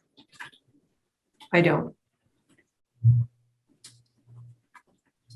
So you say that the consultant could speak about, in general, about the work they completed, but not particulars about the project. Can you expand a little bit on what that means for me? Yeah. And so this was something that I'm not sure it was a policy per se, but was our practice, our general practice to, if a reporter was interested in speaking to one of our consultants, that we would ask the consultant to just speak generally about what they do, like what kind of services they offer, and that to allow city spokespeople to talk about city projects, so that we had a city spokesperson as the lead spokesperson for our projects. How is that preference generally conveyed to consultants working for the city? Generally, just as I am doing it in this email, we just ask their main contact, whoever that is within the city, to let them know that they can talk about what kind of services they offer to the business world. It depends what they're doing, but yeah, okay. we just ask our staff to let them know. Register, could you take this down and call out paragraph 261? It's just the next one down. So Mr. McGuire adds Ms. Jacob to this email chain, and there's a bit of back and forth. He sends the email to Ms. Jacob. She responds, the consultant is not tactful. And you respond, LOL, what does that mean? Do you recall this email exchange? I have seen it recently. I don't recall it necessarily from that time. Okay. Do you know which consultant is being referenced in this email chain? I believe that they're talking about Ludimir. Okay. Dr. Uzarowski from Golder. Do you remember having any concerns at the time about messaging that might come from Dr. Uzarowski or Golder? I did not have an impression of him. I didn't know him. That's why I asked, what does this mean? Okay. Did you get a response? I don't remember. Did you have any further discussions with Ms. Jacob or Mr. McGuire about concerns about the messaging that might come from Dr. Uzarowski or Golder? Not that I can remember. So at this point, were you aware of the existence of the Tradewin report? No. Were you aware that Golder had been involved in friction testing on the Red Hill Valley Parkway in 2013 at this time? No. Registrar, you can take this down, and if you could take us to overview document 9A, image 103, paragraph 263.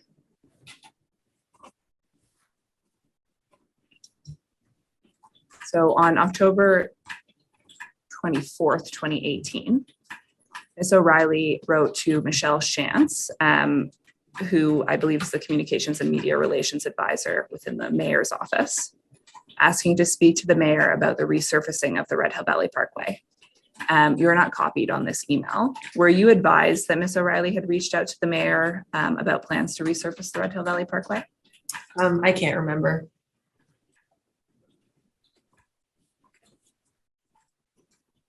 So the first paragraph of this email says, according to engineering director Gord McGuire, recent testing showed significant cracking from the top down, and so staff are expediting plans to resurface the entire parkway next year for $15 million, split between this year and next year's budgets. At this time, in October 2018, were you aware that Mr. McGuire had advised Mr. O'Reilly that recent testing on the Red Hill Valley Parkway showed significant top-down cracking, and staff were expediting resurfacing plans for the Red Hill Valley Parkway as a result? I'm not sure, sorry. As of October 24th, 2018, were you advised that staff were expediting the resurfacing of the Red Hill Valley Parkway due to top-down cracking? I do remember the concept of talking about top-down cracking, but I don't remember any specific conversations or anything like that. Okay. Do you remember if it was ever discussed in connection with the resurfacing? I can't recall. Do you remember what was said about top-down cracking? I can't, sorry.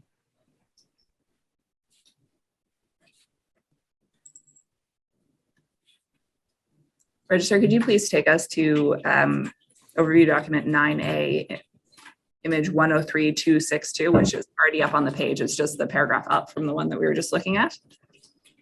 So this is on October 25th, 2018. Mr. Beck emails you under the subject line, "I knew I wasn't crazy." And he writes, "Just checking the spec before I leave today. This is the title now." Registrar, could you take this down just so that we can see the image of the spectator? If you don't mind calling out the image there. And so he attaches this screen capture with the spectator with the title, "Is something wrong with the asphalt on the Red Hill Valley Parkway? We may never know." And the byline is, "City is not using cost-saving recycling technology, didn't test for quality of asphalt." When did you learn that the city had decided not to use hot in place recycling on the Red Hill Valley Parkway? I'm not sure. Somewhere in this period. Do you recall if it was before or after you received this email from Mr. Beck? I don't recall. What was your understanding as to why the city was no longer pursuing hot in place recycling on the Red Hill Valley Parkway?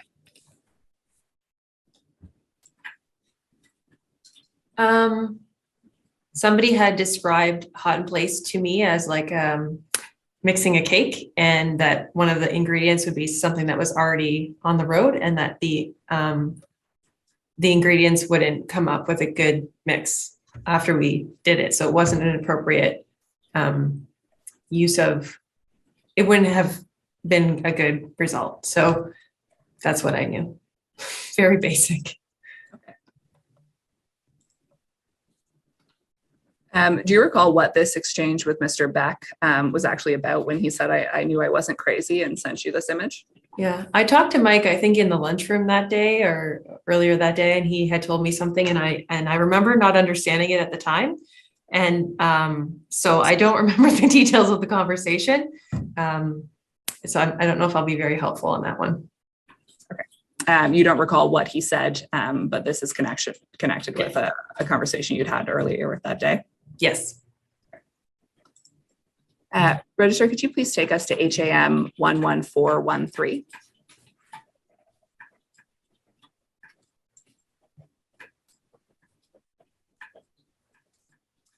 So it's my understanding that you prepared this document, which is titled Red Hill Valley Parkway Repaving Project Key Messages, October 22nd, 2018. Is that right?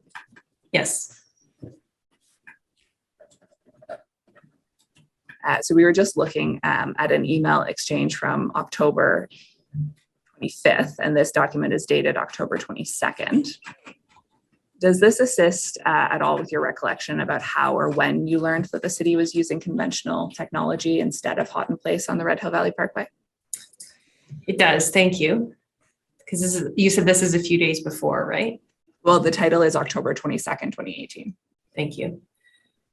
This document, I know this is from a conversation I had with Gord in preparing him for an interview with Nicole, which I assume is the article that Mike had shared with me in that email. And this document is an example of one that I would create for a spokesperson who is doing an interview with any member of the media just as a preparation document. So typically I would have a discussion with them, talk about what they felt was important to share, talk about some of if I knew what the media was going to be asking, and create some key messages for that person to kind of reference and practice. And then they would be able to use it if it was relevant during their interview or not if it wasn't. So then the information about hot in place and resurfacing on this sheet, is Mr. McGuire the source of that information? I believe so. So there are 4 bullet points, and then there are 2 more that aren't numbered under if required. What does if required mean? So sometimes we include some messages for our spokespeople just in case they're asked kind of like tougher questions, or if they need a little bit of extra support that aren't really necessarily key messages, but that could be useful to them in the interview if needed. And so this wouldn't be something that they would necessarily offer up proactively, but instead of if they're asked, a question that they aren't necessarily expecting, this is just kind of back pocket information for them to use if needed. So one of the if required points, the first one is we have heard reports of poor performance in wet weather. One of the reasons we are working to expedite the repaving of the roadway to happen next summer. Were you told around the time that you prepared this document that one of the reasons the city was expediting the repaving of the Red Hill Valley Parkway was due to reports of poor performance in wet weather? I don't think necessarily. I wasn't necessarily told that. I think my general understanding was that the road was coming up for regular maintenance and that it was being planned to be repaved. I would suggest that the wording of this bullet is a bit of an issues management communications technique, maybe. Just sort of saying like, we've heard reports from the public on such an issue, and this is what we're doing. And sometimes we would create a list if we had a list, or, share this is what the city's doing to help address those issues. And so I think that's the way that is meant to be. So then was the repaving connected at all to reports of poor performance in wet weather? I couldn't say. I'm not an engineer or a traffic expert. Okay. So you had indicated that you thought that this was responsive to information that had been received from the public. Can you provide any details about what those informations or concerns were? No, I don't think I can provide anything specific. Certainly just media coverage and perhaps some chatter on social media. I don't have specific examples. Register, could you please take us to HAM 11496 at image 1?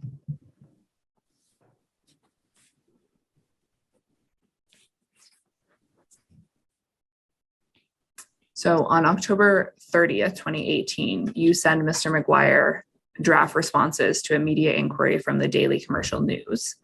And one of the questions asked is, was the quality of the asphalt originally compromised?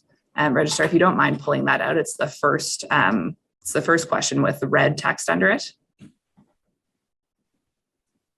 And just stopping there, I think that the red text is your draft response. Is that correct?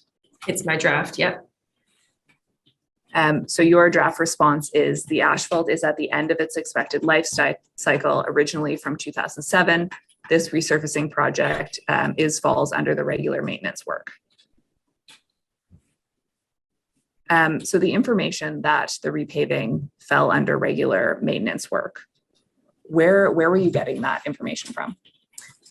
I would have been getting information from the spokespeople in engineering services. Did you consult anyone apart from Mr. McGuire about this? So I would rely on Mr. McGuire to circulate. These are just drafts as a starting point answers. This is my general practice. Whenever I can start an answer for a spokesperson to do that, and then I would expect for them as the director or as the lead in their area to circulate and confirm any accuracy, like the accuracy or any details with people in their area. So we just looked at a document that indicated that poor performance in wet weather was a reason for repaving as part of your, if required, communication responses. But here you've drafted it as regular maintenance. What was the primary messaging from the city to the public about the reason for the resurfacing of the Red Hill Valley Parkway?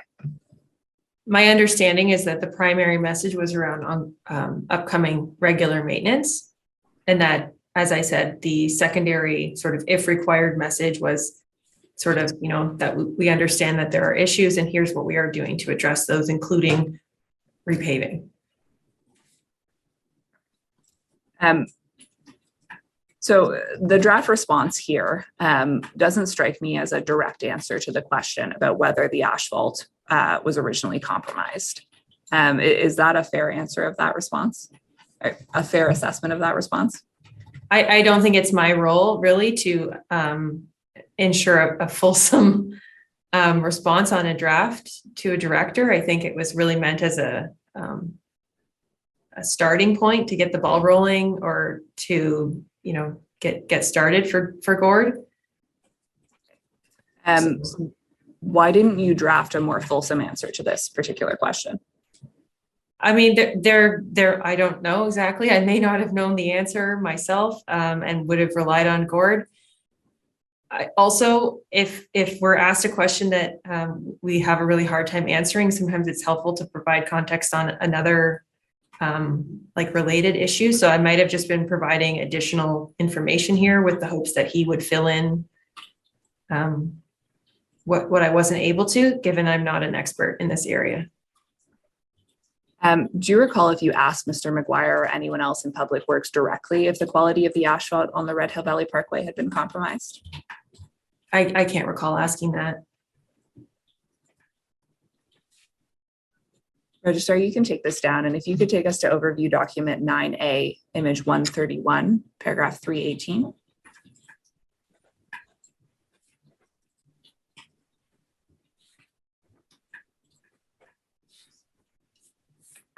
On November 8th, 2018, Mr. McGuire emailed you and Debbie Edwards about FOI request 18189. Pausing there for a moment, who is Miss Edwards? She was a member of the legal team for the city, and I don't know what her title was. Okay. So I'm going to ask you some questions about this FOI request, but before I get into that, was it generally part of your role as a communications officer to participate or be involved in responses to FOI requests? I think I was just involved in FOI requests if a director or somebody senior in the organization felt that there might be information in the FOI request that was potentially contentious, and my role would not have been to influence what was in the FOI or not, but to create a plan, a communications or issues management plan for what would the city's response would be when that information was released. And I think it's shown that's what I did here. Okay. So here in this email, Mr. McGuire says, see the attached for test results on the Red Hill Valley Parkway. I had the last 2 years data. Can we discuss this today if possible? And he sent out the request.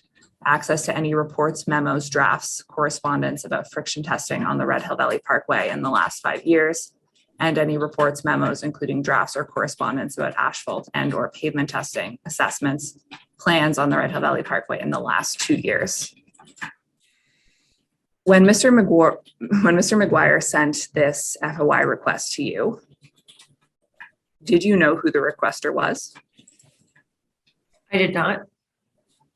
Did you have any assumptions or guesses about who the requester was?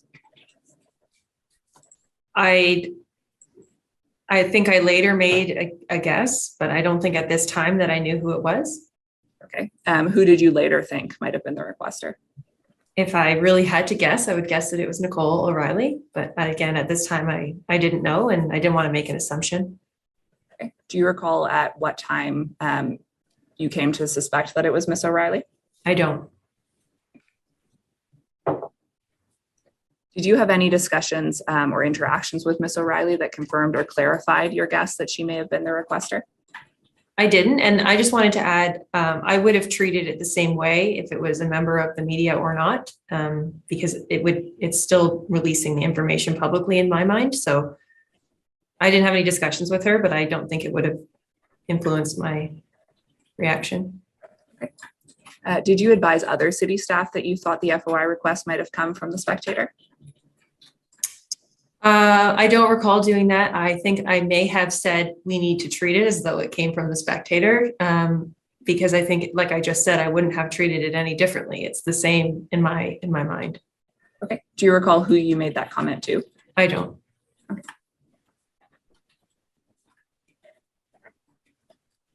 Did you discuss this FOI request with Mr. McGuire and or Ms. Edwards on November 8th, 2018? I did. Okay. What did you discuss? I don't recall having any discussions directly with Debbie. I do know that this was the day that I learned of the Tradewin report. And so I don't remember exactly the conversation on this day. It was a bit of a whirlwind, but I know that was this day. Okay. I'm going to ask you some follow-up questions about learning about the Tradewin report on this day. But before I do that, a couple more questions just on the FOI. Did Mr. McGuire tell you why he included you in this particular FOI request along with Ms. Edwards? I'm not sure if he did that or not. Okay. Did he explain what he meant when he said, I had the last 2 years data? I don't know. I don't think so. Okay. Was it your understanding at any point that information responsive to the FOI was missing or couldn't be found? Was it my understanding that there was something missing? Mm-hmm. I don't think so.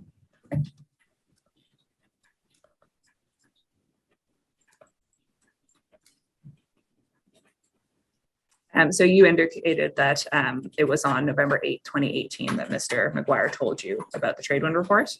I believe it was, yes. What in particular did he tell you about the Tradewin report? That he had found a document that I had been asking for, and that through media inquiries. Okay. Yeah. What do you remember about the circumstances under which Mr. McGuire advised you about the Tradewin report? For example, was it in person, on the phone? I believe it was in person. As I mentioned, our offices were very close together. Gord took over Gary's old office, and so it was very close to mine. It was easy to speak in person. So, okay. Do you know one person? Do you know where you were when you learned about the Tradewin report? To the best of my memory is that we were chatting in his office. Okay. Was anyone else present for that conversation? I don't recall that. What was the nature of the discussion when you were first told about the Tradewin report? What do you mean by nature? Sure. Can you tell me anything about the content of the discussion or the tone of the discussion? I don't remember the details, I must be honest. Okay. What, if anything, were you told about how or when the Tradewin report had been found? I don't remember knowing how it was found. Okay. At this point in time, you don't remember knowing how it was found? No. Okay. Were you later advised about how the Tradewin report was found? I think somebody said they found it in a file, in a file left from Gary, I think. Okay. When you said they, who were you referencing in that statement? I couldn't say for sure.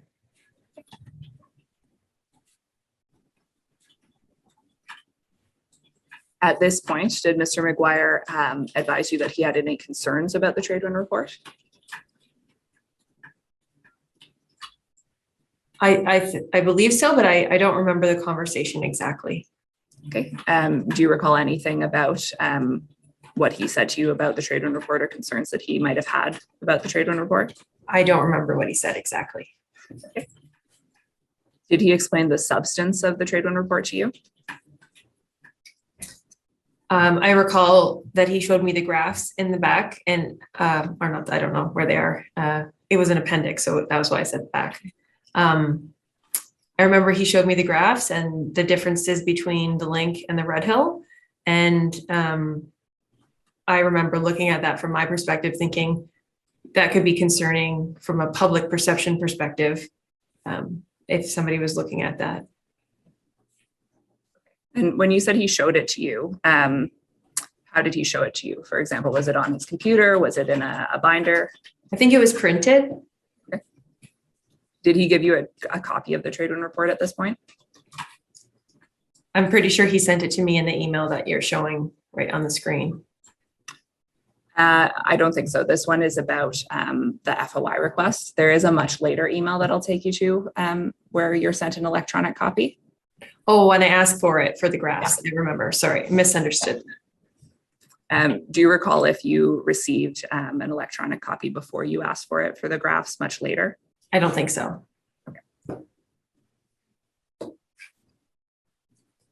At this meeting with Mr. McGuire about the trade wind report, was there any urgency to deal with the report or to develop a plan to deal with the report?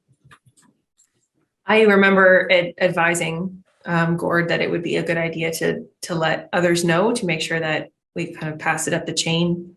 Because I thought there would be certainly a public perception concern around that, given that we had a reporter who had been asking for it a number of times that I was aware of. So I said, I think you should raise it up. At this point in time, did you have any sense of who, aside from Mr. McGuire, if anyone, knew about the trade wind report? I did not.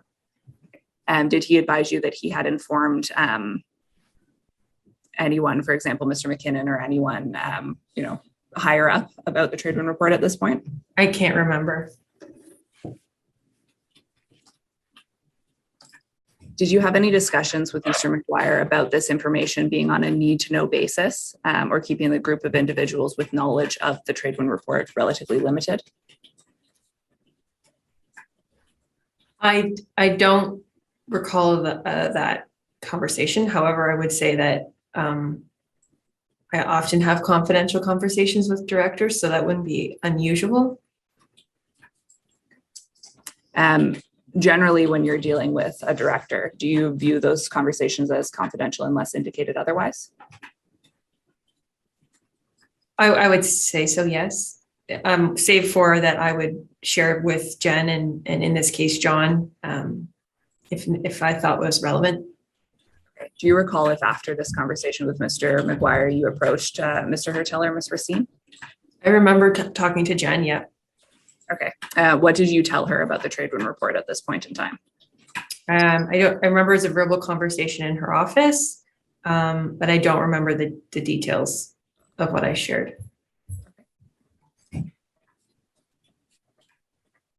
And you said that you had indicated or encouraged Mr. McGuire to escalate the trade wind report. Is there anyone in particular that you wanted him to take the trade wind report to? I don't know if there's anyone in particular, but just people more senior than me. I'm just going to briefly return to this FOI request that we have up before moving a little bit further in time. Berdina McNeil from Legal Services comes in to assist Mr. McGuire with the response to this FOI. Were you aware that legal became involved in dealing with this FOI request?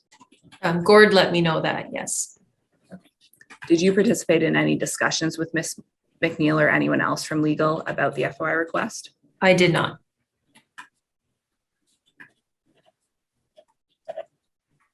I did not at this point. I should just clarify. Later on, like later in 2018, we discussed this with Nicole and I think Ron as well. But at this point, no.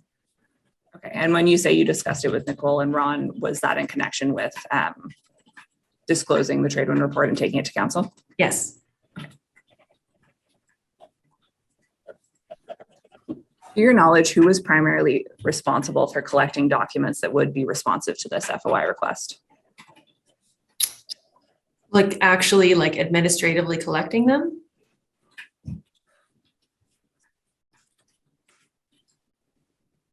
Or are you asking a different?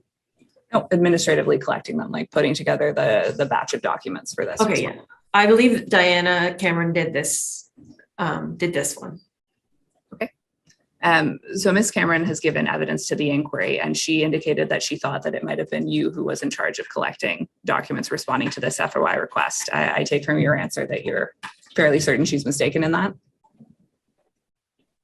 I thought that she did this one. I have a USB from her, and I don't have it now, but I remember seeing a USB with 18189 on it. I did not create that. So I thought that she did it, but I might be mistaken. I apologize if I am. Okay. Do you have any recollection of assisting in compiling or collecting documents for this FOI?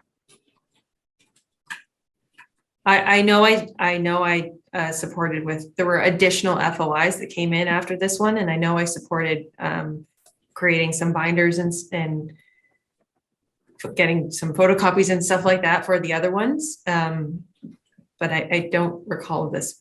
I could be wrong. I'm sorry if I'm wrong. That's okay. I'm just looking for your best recollection. So we can move forward a bit in time. Registrar, could you please take us to overview document 9A, image 193, paragraph 438.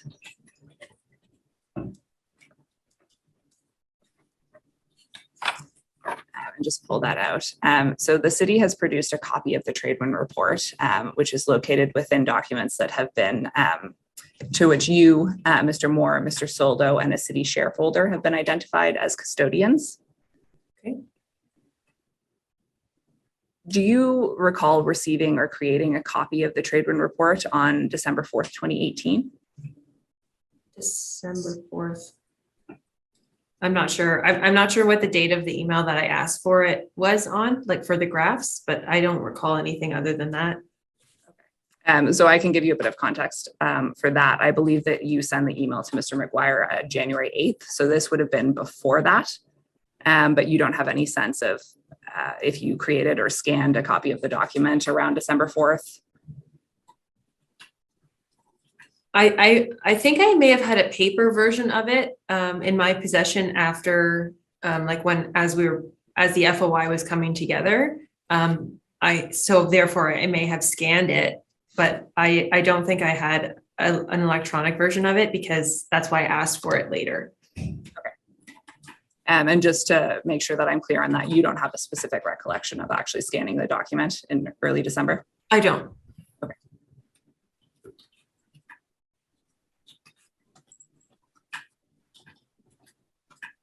When Mr. McGuire showed you the Tradewin report, did he also show you a copy of the 2014 Golder report? I can't recall that. Was the version of the Tradewin report that he showed you an appendix to another report? I remember knowing that it was an appendix. I don't know if I saw the full report or not at that time. Okay.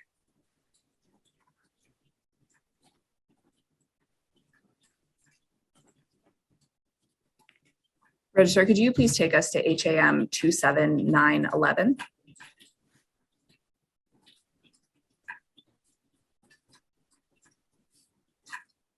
So I believe that this is the email that we've discussed now a couple of times. On January 8th, 2019, you emailed Mr. McGuire to request an electronic copy of the Tradewin report.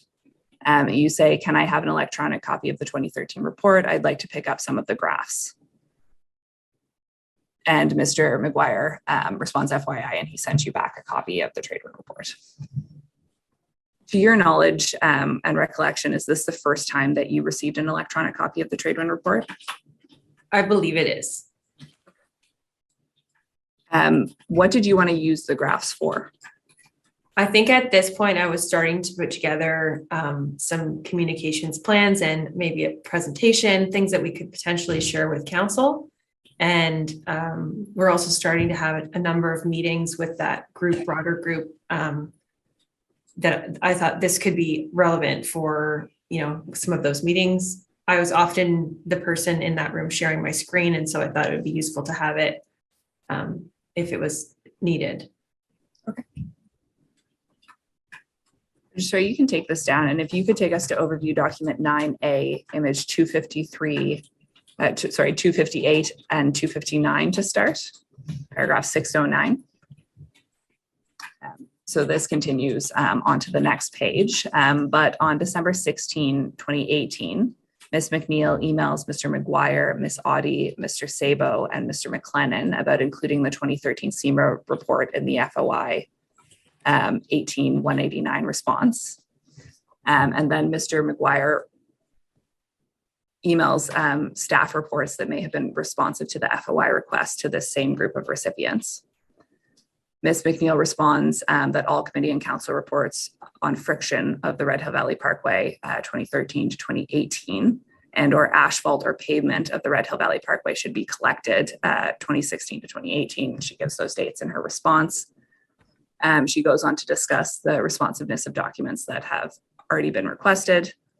And this is just a bit of background for you. Registrar, can you take us over onto image 260, which is the continuation of this? At paragraph 612, you'll see that Mr. McGuire forwards this email from Ms. McNeil to you, and he writes, as discussed, can we add a timeline to this file? Why were you preparing a timeline for this file? I believe Dan asked me to create a chronology of events because all the pieces of this story, this puzzle, are very complicated, as we now all know. So this was the initial direction from Dan for me and from Gord, I guess, to create a chronology to sort of help us understand what was going on, what had happened and what would be happening. What process did you follow to put together the timeline? So I, not probably being the best person to do this job, I did the best I could. I started with, I believe I started with an Excel document, just capturing dates and documents and what had happened, just the best that I could. I'm not sure it was a very scientific process, but I was just taking direction from information from those that were involved to collect to start up the timeline. How did you acquire or identify information for inclusion in the timeline? From a variety of sources. So sometimes it would be from Gord or Edward or Dan that would have said, like, can you include this? I also got a whole bunch of council reports and other information from Martin, who had collected a bunch of things on his own. I'm not sure if there were other sources. It was certainly just trying to piece the story together at this stage. Was anyone assisting you in putting together this timeline? So at this stage, I don't believe so. However, Diana did help me a little bit later. Okay. And how did Ms. Cameron assist you? I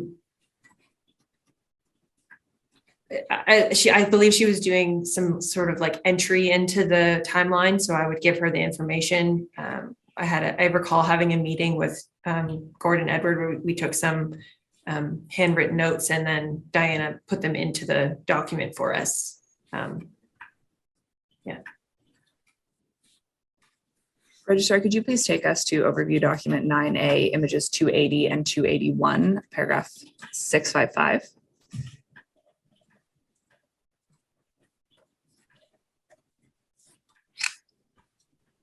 So on January 4th, 2019, Mr. Hertel circulated an invitation for a meeting in the city manager's office on January 7, 2019, titled Confidential Agenda. And it says in the body of the invitation, and you're on the list of attendees, along with Jen Racine, Mr. Zagorak, Mr. McKinnon, Mr. McGuire, Karen Gordon, and Miss Audie.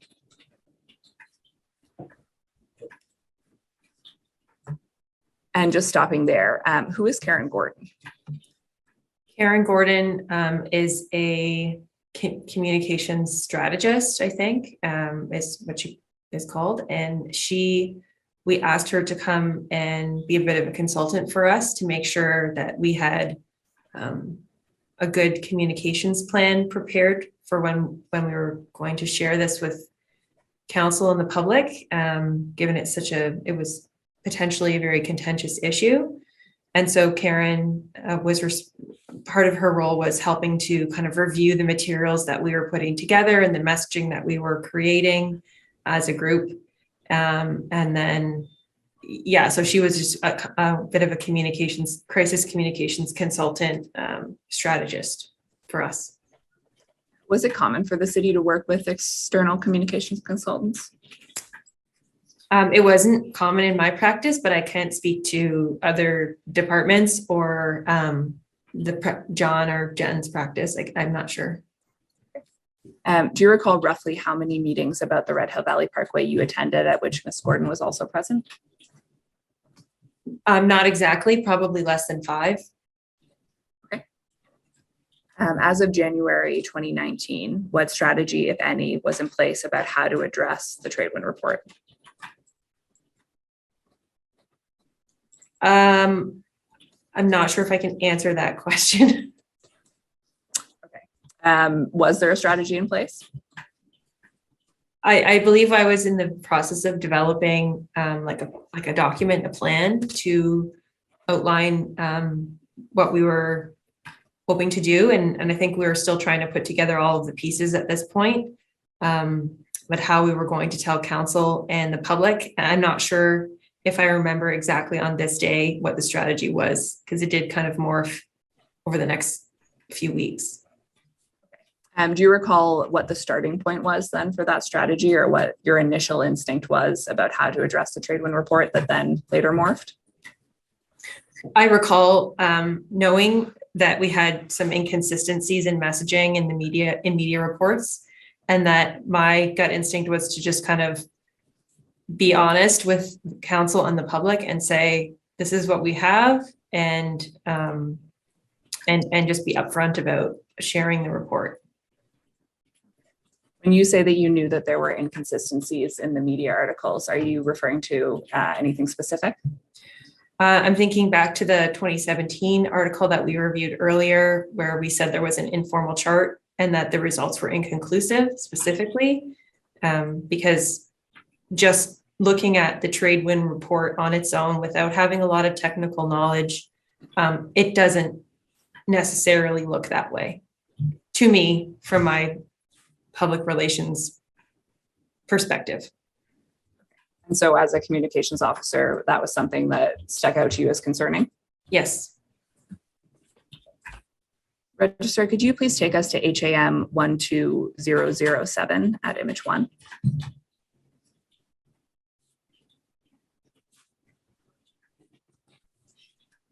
So it's my understanding that these are notes that were taken by you at the January 7th, 2019 meeting. Is that correct? It is.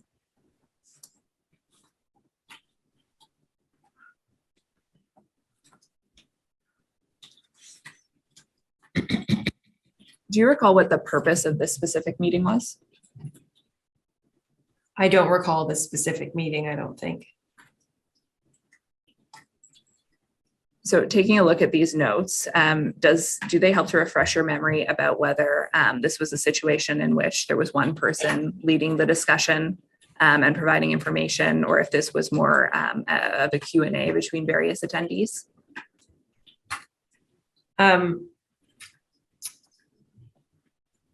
It doesn't refresh my memory. I will just say, though, that my note-taking practices are not exceptional. And I don't think that I would call it's titled minutes. I certainly wouldn't call these minutes. I would call them more like chicken scratch notes to myself. So sometimes I would capture what others are saying. Sometimes I might not do a very good job of that. And sometimes I would just capture my own ideas or things that I need to do when I walk away in terms of like updating the communications plan or messaging or anything like that. So I just wanted to say that about this document. Understood. I'm going to take you to a couple points in these notes and just see if it helps to refresh your memory about anything that was discussed at the meeting. So the first title under the minutes is Red Hill Valley Parkway Introduction and Summary. And there are a number of points about friction under that heading. Do you recall who primarily provided this information at the meeting? I'm not sure who it was. So there's one note that says a number of parameters that indicates performance of facility, geometry, elevation on curves, roadside safety, and friction. We don't have other concerns except during friction. Do you recall what comment or discussion led you to make that note? I don't. Do you recall discussions about geometry, elevation on curves, or other things that might contribute to roadside safety at this meeting? I remember those being themes that we had discussed at multiple meetings, but I don't know about this specific meeting. And in what context were those themes discussed at other meetings? Those were issues that were referenced as challenges with the Red Hill. Okay. That were different, for example, than other highways, like the Link being sort of a flat straight, and then the Red Hill being sort of a uphill, downhill, curvy road. So then there's another entry that says friction 2013/2014. Used methodology not widely recognized in North America, and head of engineering felt it was engineering. Do you recall what comments or discussions led you to make that note? It looks to me like that is a half thought, and I don't recall.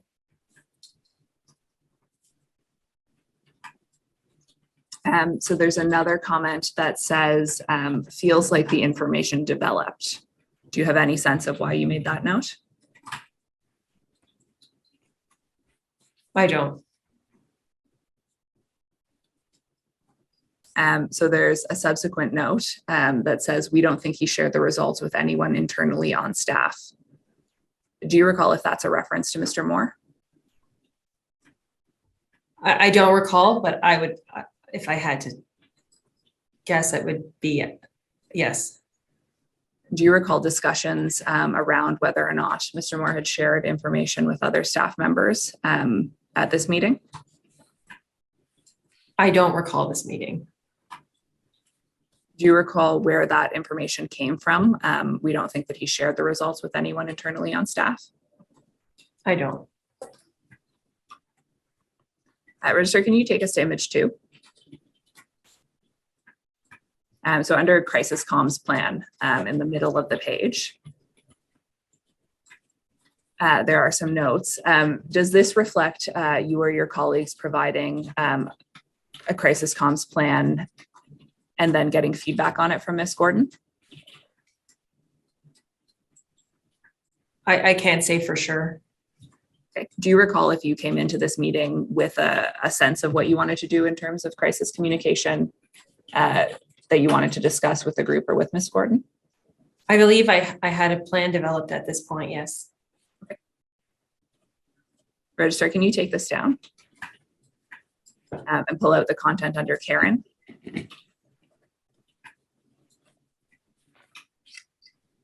So one of the first note under Karen is come at it and confess it. Was that Ms. Gordon's advice to the internal team about how to approach the communication strategy?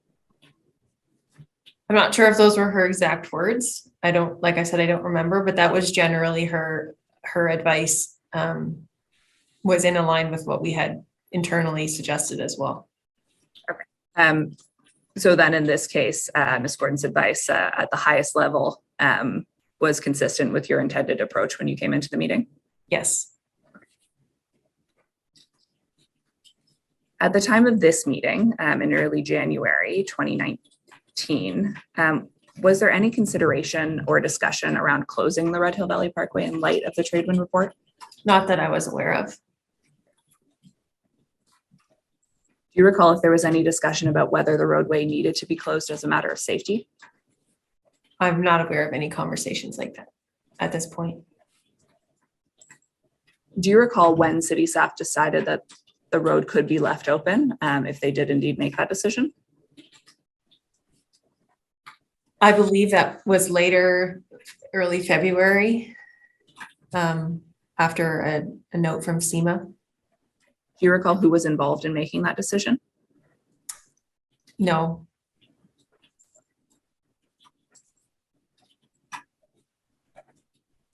Was the consensus coming out of this meeting in early January 2019 to proceed with your proposed approach and Ms. Gordon's advice to be transparent about the existence of the Tradewind report? Like I said, I don't remember the specific meeting, so it's hard to say, but I think so. Okay. Register, could you take this down and take us over to image 3 of this document, please? So you'll see towards the top of the page under options for updating, it says GIC Jan 2016 goal in brackets, and then council Jan 23rd plan B in brackets.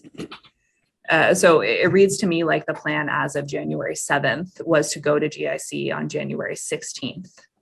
And that's not the process that ends up being followed. Do you know why that didn't happen?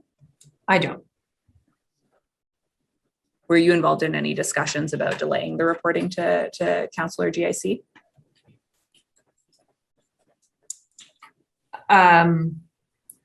I was involved in discussions about the timeline of what we would be doing, but not the decisions around it. And I don't know if I can speak to it further. Okay.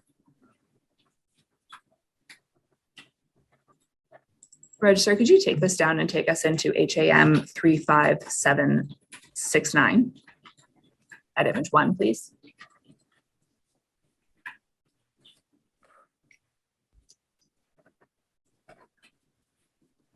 So we've been advised that these notes date to January 9th, 2019, and that you're the author. Is that correct? I think so, yes. Okay.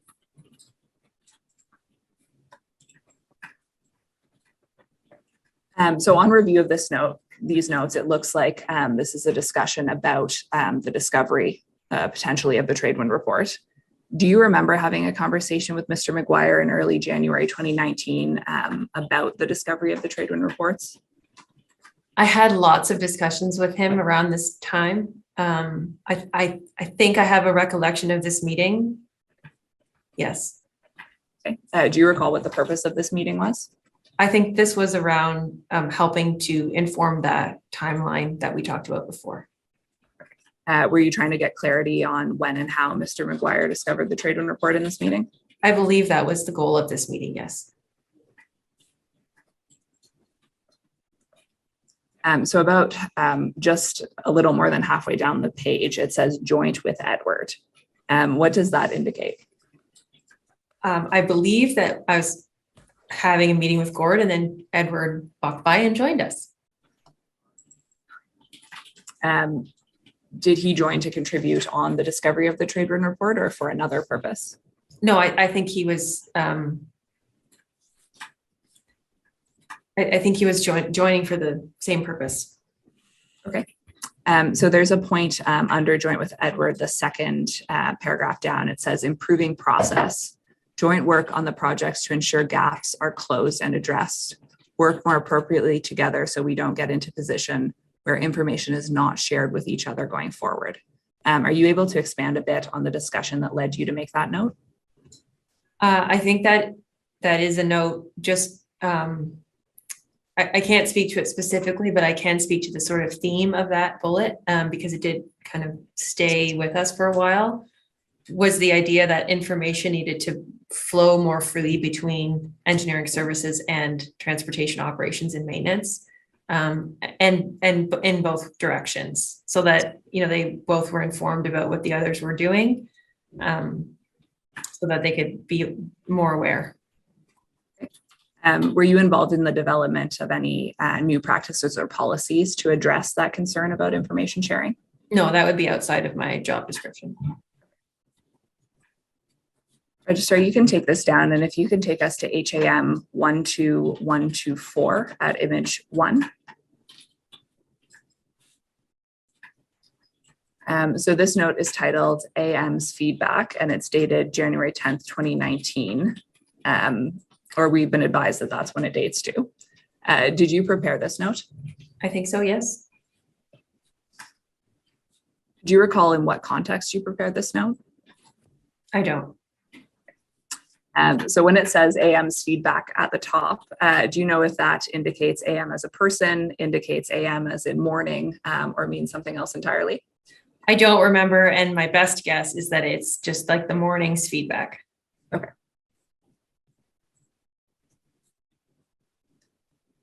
So there's a note after the first list of pavement concerns on the Red Hill Valley Parkway that says more conversational, and then it says underneath less hot. Do you recall what led you to make that note? I don't. Registrar, could you please take us over to image 2 of this document? So halfway down the page, you'll see that there's a heading that says media version. And then under that, there's a point that says, call up the spec and say, we know you asked us. We've been digitizing old reports you asked us for. We realize you might need some context to review and just wanted to share proactively. Are you able to tell me a little bit about what led you to make that note? So I don't remember the exact circumstances of this note. I think we were just probably brainstorming ideas, and I don't think this was seriously considered. I think somebody tossed it out as an idea. It doesn't seem to be very accurate to me, and so I don't think it was seriously considered. I don't know beyond that much about that.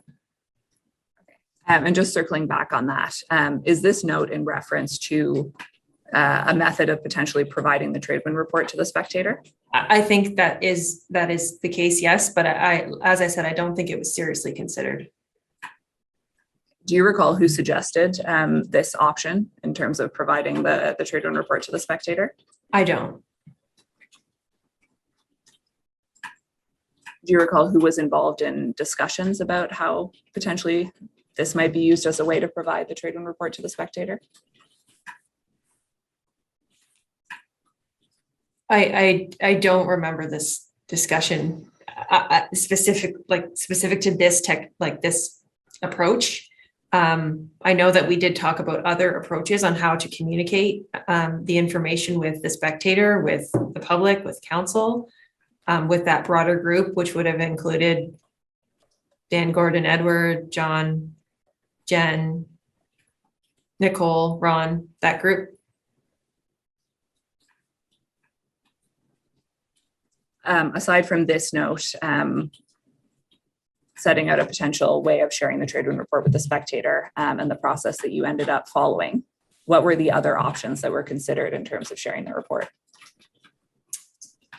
I think we talked about what we landed on doing, which was letting council know first, because that's our preferred approach at all times whenever we can, because we don't want them to be surprised. I don't remember any other approaches.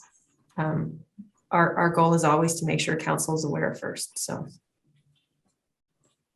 and just for clarity, to your knowledge, the Tradewin report was not discovered as part of a process of digitizing old reports. Is that right? I don't think that's accurate. Okay. Like the note, I don't think the note there is accurate. Okay. You said that this option wasn't given much serious consideration. Do you recall who made the decision that this would not be the process that was followed? I don't know.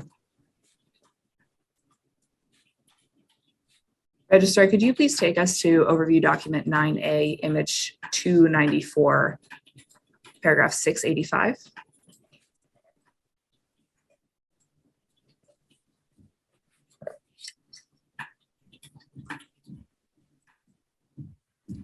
So it's the very last paragraph on this page. You organized a meeting scheduled for January 11th, 2019 with the subject confidential discussion. The attendees are listed as Mr. McKinnon, Mr. McGuire, Ms. Racine, Ms. Audie, Mr. Hertel, and Ms. Gordon, Mr. Soldo, and Mr. Sabo. Do you recall what the purpose of this meeting was? I don't recall the specific meeting.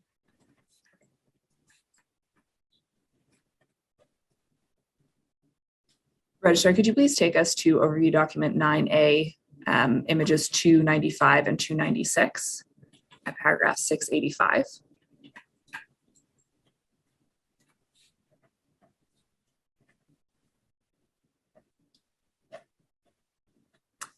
So Mr. Sabo took notes of a call on January 11th, 2019. And one of them references you. You'll see that under call about halfway down the first page, it says Jasmine, John H., Gord, Dan, Karen, consultant.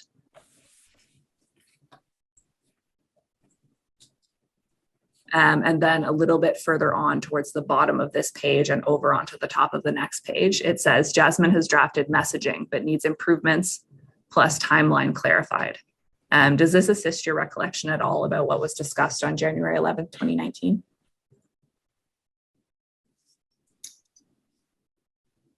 I'm not sure if that specific meeting it's not, I don't have a independent recollection of that meeting. Do you recall what aspects of the timeline you needed clarified at this point in time, January 11th? I don't.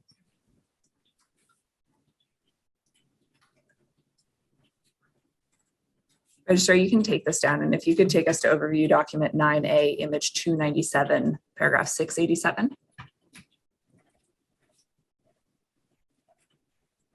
So on January 11th, 2019, you send an invitation for another meeting under the subject line confidential discussion, Red Hill Valley Parkway.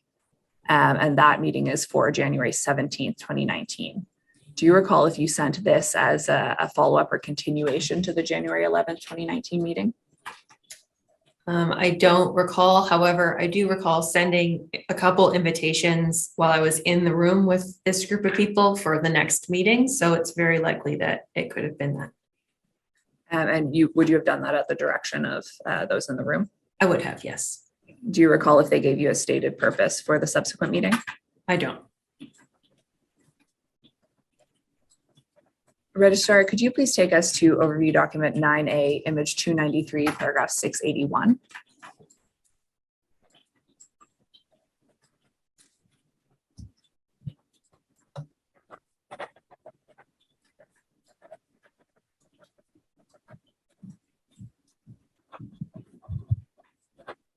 So this is in reference to a meeting that Ms. Gordon is included in on January 14th, 2019.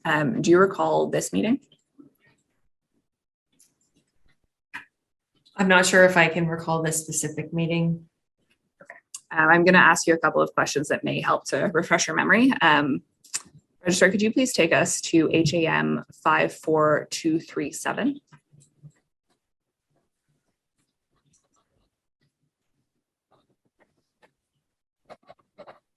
So this is a crisis communication plan, a draft, which is dated January 14, 2019. Were you the primary author of this document? Yes. Do you recall if you would have prepared this document for discussion at the January 14, 2019 meeting with Ms. Gordon? I believe this document was already in preparation at that point, but this could very well have been an item of discussion. Registrar, could you take us over to image 2 of this document?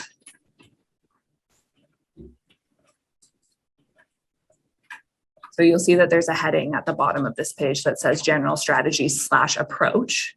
And one of the points under this strategy is do not speculate on or judge the professional decisions of previous staff. Can you expand a little bit on what you meant by that? Yeah, I think like at this period of time, we were really in like a fact finding mode and really trying to figure out what had happened. And it wasn't about, at least our communication strategy was not meant to be about anybody's opinions, what like current or former opinions. And what we were really trying not to sort of be judgmental about anything. We were just trying to be factual and base all of our communication strategy that way so that we were sharing what we knew to be true at the time. Okay.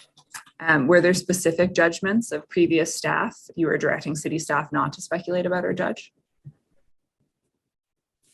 I'm not sure if there was specific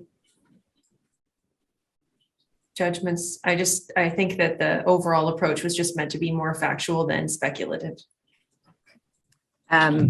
In the discussions that you had leading up to the preparation of this communications plan, did city staff criticize, speculate about, or judge the professional decisions of any other city staff person in connection with the trade wind report? I'm not sure. I mean, I think that there was certainly questioning of decisions that maybe Gary had made, but I don't think that that it was part of our communications approach, which is what this is about. This document was about that. Okay. Speaking more generally and separated from the communications approach, do you recall what the nature of the questioning that was being directed at Mr. Moore's decisions was? I don't think so. Do you recall who was doing the questioning? I can recall that that Dan McKinnon and Laura Fontana had planned to have a meeting with Gary to understand more about what he had known and what the situation was from his perspective, but I don't know beyond that. Okay. Around this time, do you recall other city staff expressing views about Mr. Moore's professional decisions around the trade wind report or friction testing on the Red Hill Valley Parkway generally? I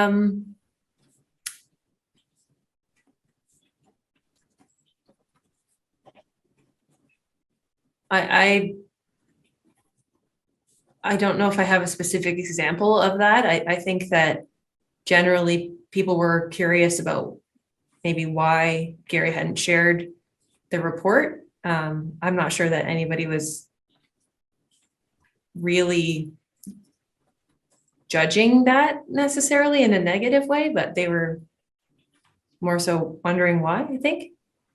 Okay. So at this point in time, in your experience, other city staff members weren't critical of Mr. Moore's decisions around the trade wind report? I think it's fair to say that not everybody necessarily personally agreed, but my perspective was really around communications. And so that's where I was trying to stay focused on. Okay. Do you recall if there was someone in particular that had expressed their view that they didn't agree with Mr. Moore's actions or decisions?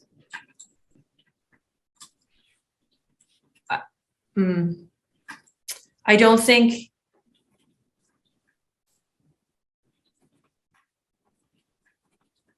I'm not sure that I can remember like specific examples of that.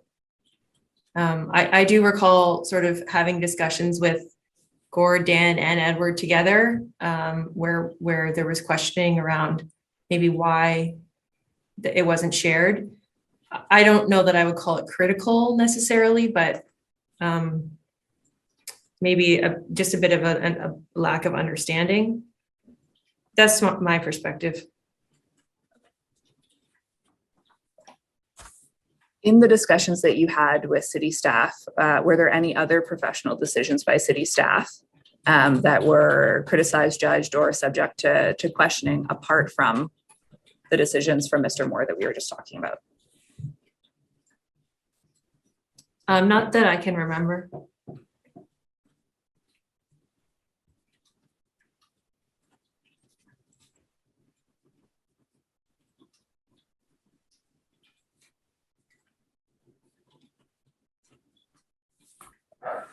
So we were talking about January 2019 in the context of that questioning. Was there a later point where city staff did express judgment or criticism about professional decisions that had been made around the trade wind report?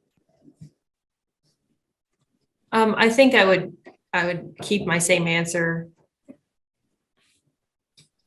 going forward. Like from my perspective, it was really around just sort of questioning, and I do remember conversations sort of saying, you know, that's your professional judgment. And maybe it's not the same as someone else's, but okay. Yeah. So you had indicated earlier that you were concerned about inconsistency in some of the comments that had been made to the media, in particular that July 2017 article that we had talked about and the comments about the friction testing results there. Yes. Do you recall if you had discussions with city staff in which you or others were critical of Mr. Moore's comments to the media about friction testing on the Red Hill Valley Parkway? I'm not sure if I or others were critical except for that to say that they were not consistent. Not necessarily the content of them, like not necessarily saying the results were inconclusive, just saying, you know, that there was only an informal chart or things like that, more the inconsistencies. Were Public Works staff concerned about the apparent inconsistencies in that media reporting and in Mr. Moore's comments to the press? I can't speak to that. I know I was concerned about it and I shared my concerns with them, but I'm not sure if they shared them or not. Okay. Do you recall who you spoke to about the inconsistencies in the media reporting? I do remember speaking about them in that broader group that I had mentioned before with Gord, Dan, and Edward, John, Jen, Mike, Nicole, Ron. Do you recall how they reacted to learning about those inconsistencies? I don't think I have a specific recollection of a reaction, no. Do you recall if anyone suggested that those inconsistent media quotes from Mr. Moore needed to be addressed as part of the communications plan or in reporting about the trade wind report to council? I know I had recommended that it be part of our strategy to ensure that we were able to not to address this was an informal chart or anything like that, but just to make sure that we were able to set the story and share what we knew at the time. Okay. Registrar, could you please take us to images 3 and 4 of this document?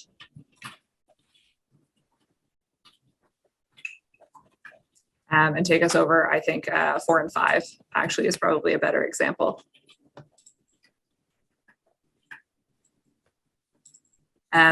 Is this messaging that you prepared for city spokespeople in response to the trade wind report?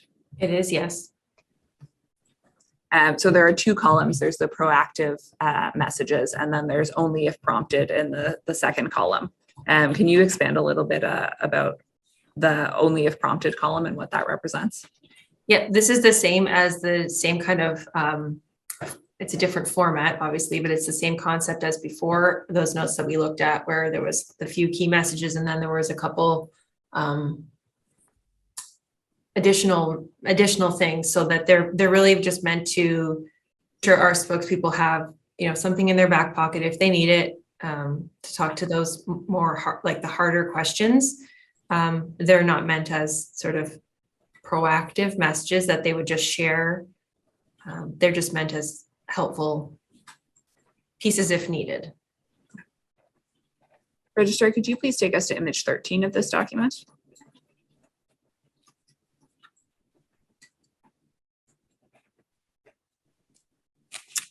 So under the last question that's in bold there, which is the Red Hill Valley Parkway safe to drive on? It says if drivers follow posted speed limits and drive it into conditions, and then it also says talk to legal and Karen on this particularly. Are you able to expand a little bit on why you needed to talk to Karen, who I'm assuming is Karen Gordon, and legal about whether it was safe to drive on the Red Hill? I can't remember writing these 2 bullets. It's possible that I put these notes in during a meeting, at the direction of somebody else. I don't recall the circumstances of writing these. Do you have any sense of a subsequent discussion with Karen or legal about the safety of the Red Hill? Not at this point. You said not at this point. Was there a later conversation? I know that we started, I recall starting to talk about the safety aspects of things more so towards February, that SEMA memo, and I think it's February 4th, maybe. Okay. That's where that is really on my radar a little bit more. Registrar, could you please take us to image 16 of this document?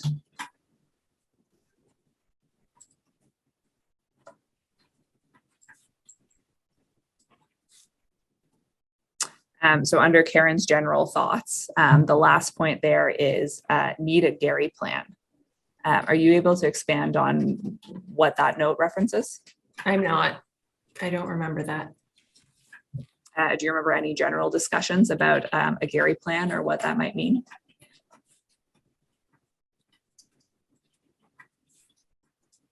I really don't. I'm sorry. Did you consider Mr. Moore in the context of preparing the communications plan? In what sense? How he might be involved in it or interact with it? So I didn't. I know that there was a plan to make sure that Gary was aware when we were going to share with council. Like I know there was a plan to make sure that he was given a heads up that the information was going to be shared, but I don't know if I had necessarily thought about him as like a key stakeholder or anything like that. Do you know who was responsible for speaking to Mr. Moore about the information being shared? I don't know. Not me.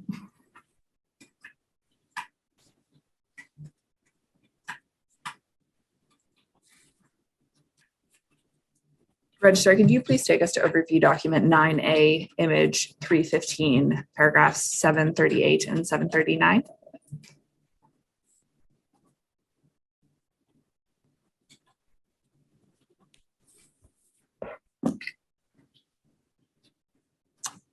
So on January 17th, you send a version of the crisis communications plan, which is dated. So this is an updated version from the one we were just looking at. It's dated a couple days later, January 16th. And I can pull that up if you'd like to take a quick look at it. But you send this to Nicole Audie on January 17th, 2019, and write, please see attached the confidential internal document for your review for the 1 p.m. meeting. FYI, Karen is not phoning into this meeting. And just so that you have that in mind, Registrar, can you take us to that version? It's HAM 61607.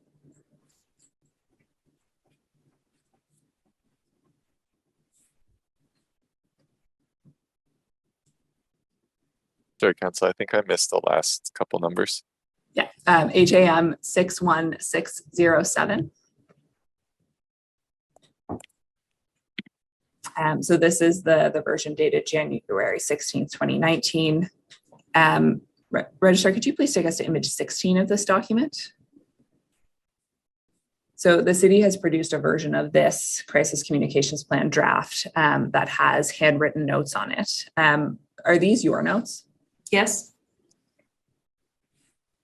And we actually have a typed version of these in the overview document. Registrar, if you don't mind taking us to 9A, image 301, paragraph 697.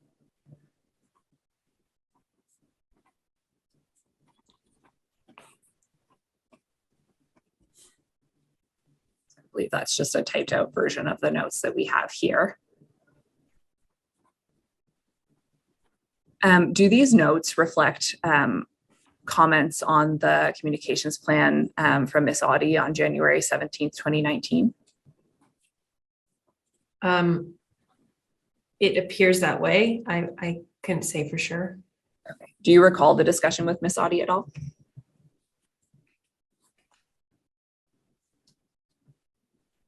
I recall the bullet around like using some wording, like some different words, like around was discovered. I recall Nicole recommending that we say like became aware of instead. I do remember that. I'm not sure if I remember the rest of it though.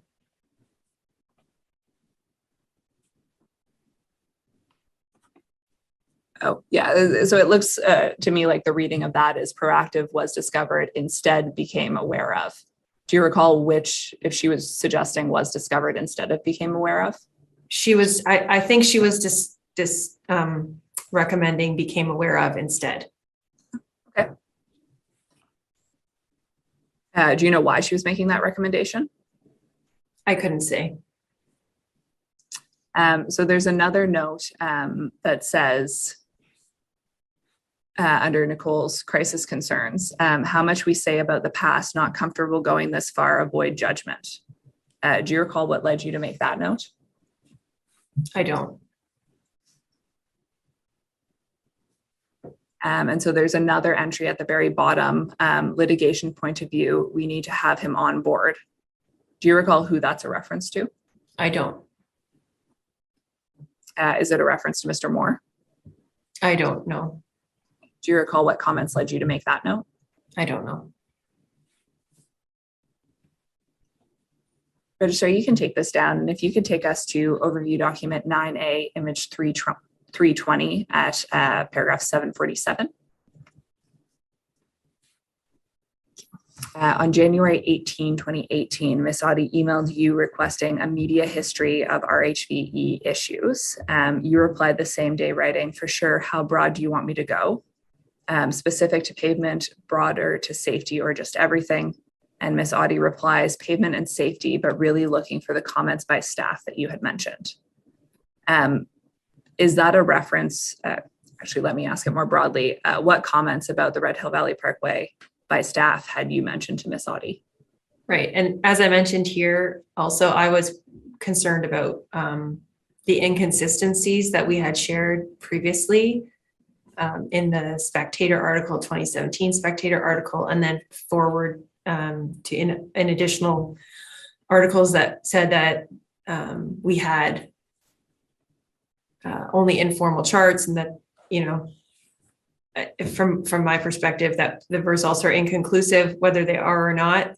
When we have charts that people can look at independently of being a professional engineer, to me, that's concerning. So I had shared that information in a meeting. I don't know which meeting. So that's what Nicole's talking about here. Okay. And you provided that information to her? I believe so. Registrar, could you please take us to overview document 9A, image 359, paragraph 856?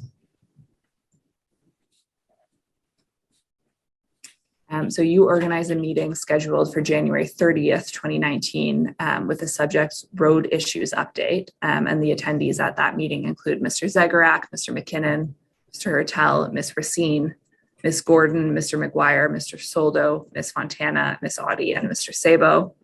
The body of the invitation that is sent around says this meeting will be a check-in and update on the current roads issues. What current road issue is being referenced in that meeting appointment?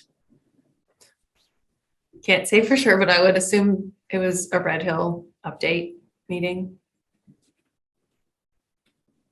Do you recall if this meeting included Brian Malone from SEMA or David external legal counsel to the city? I do recall being in a meeting with both of those folks. I'm not sure if this is the same one. Okay.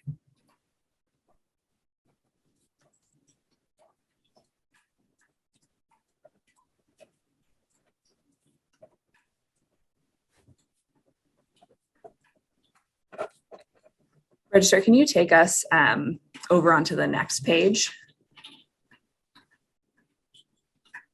And leave up the page that we were just on.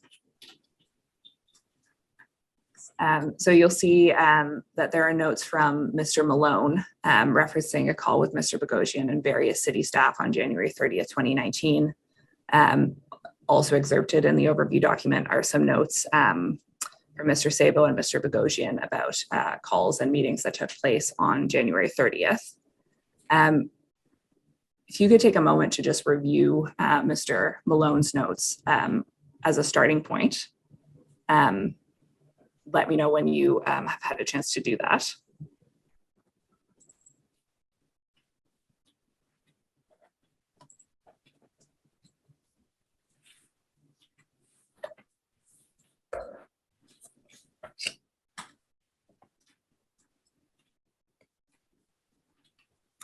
Okay. So you'll see that your name is referenced about halfway down the second page of these notes from Mr. Malone. And we also have some other notes. Does this help to refresh your memory at all about discussions that occurred on January 30th? What the nature of them was, what the general topics of discussion were? It doesn't, I'm sorry. Okay. You said that you did remember a meeting at which Mr. Bogosian and Mr. Malone were both present. Do you recall what the purpose of that meeting was? I don't, I'm sorry. Okay. Do you recall anything about the discussions that occurred at that meeting? No.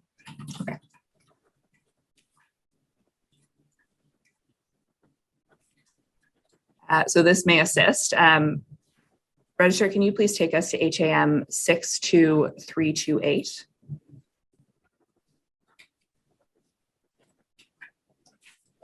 And actually, if you could take us to image 5 of this document. So the city has produced undated handwritten notes for a meeting that, based on the list there, was with David, Gord, Jasmine, Brian, and Dan. Are these your handwritten notes? They are. And so I've started us at image 5 because I think this might actually be the first page of the notes. Is that correct? I believe it is.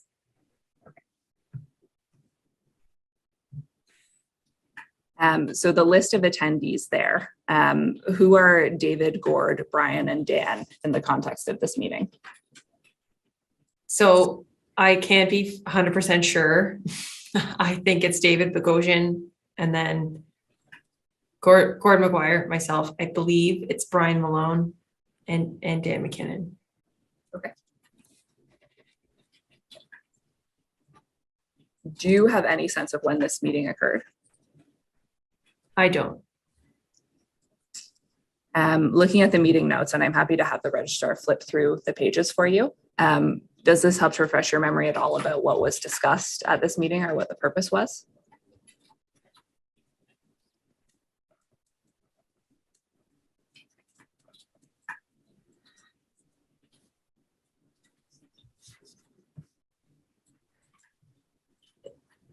I don't remember this one specifically, unfortunately. Okay. Do you have any sense of what your role at this meeting would have been? I think I was just listening to see if there were anything that needed to go into our timeline or that would be relevant for our communications plan. Do you recall if coming out of this meeting, there were items that needed to go into the timeline or things that needed to be addressed in the communications plan? I don't know. I assume there would be something relevant in terms of the communications plan, whether it was like the Q&A at the end or anything like that, but I can't say for sure.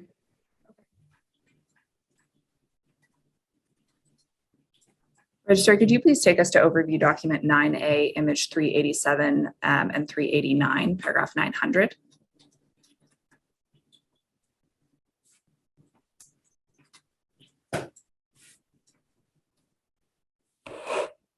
So we've received a document dated January 31st, 2019, titled Info with Mike / Nicole from this morning.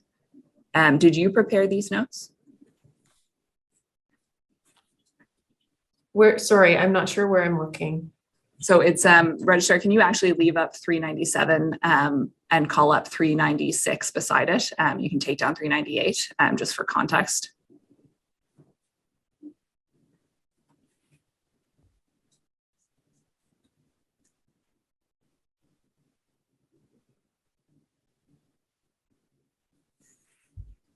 So you'll see this is a fairly lengthy page of notes. Actually, registrar, can you try taking us to OD9A 387 and 389? So I think that maybe we actually have the wrong set of notes up. Yes, we do. That's my apologies, Ms. Graham. Yes, that was where I was trying to take us. So paragraph 900, you'll see these are notes from a January 31st, 2019 meeting titled Info with Mike Nicole from this morning. And this is an excerpt of those notes. Are you the author of these notes? It looks like it, yes. Do you recall in what context you prepared these notes?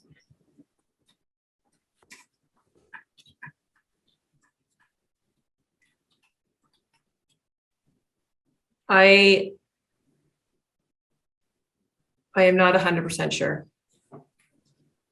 Do you have a best guess? My best guess is that this is a debrief with Dan. Whereas Dan is recounting to me what happened with Mike and Nicole. Okay, so you don't think that this was a meeting with Mike and Nicole? I don't, this is only my best guess. And the reference to Mike and Nicole, is that to Mike Zagorak and Nicole Audie? Yes. So you'll see towards the beginning, there are a couple little points that say, notwithstanding Gary's actions over the last 5 years, and then it says Martin White's as 2 different swim lanes. Do you recall what comments led you to make that note or what that means? I don't.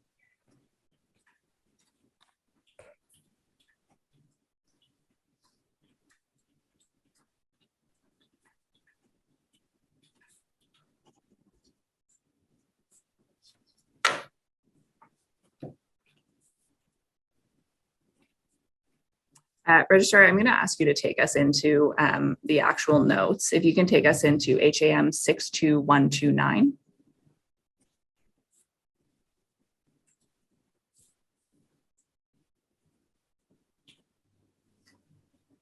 Just because I believe that what's in the OD is just an excerpt.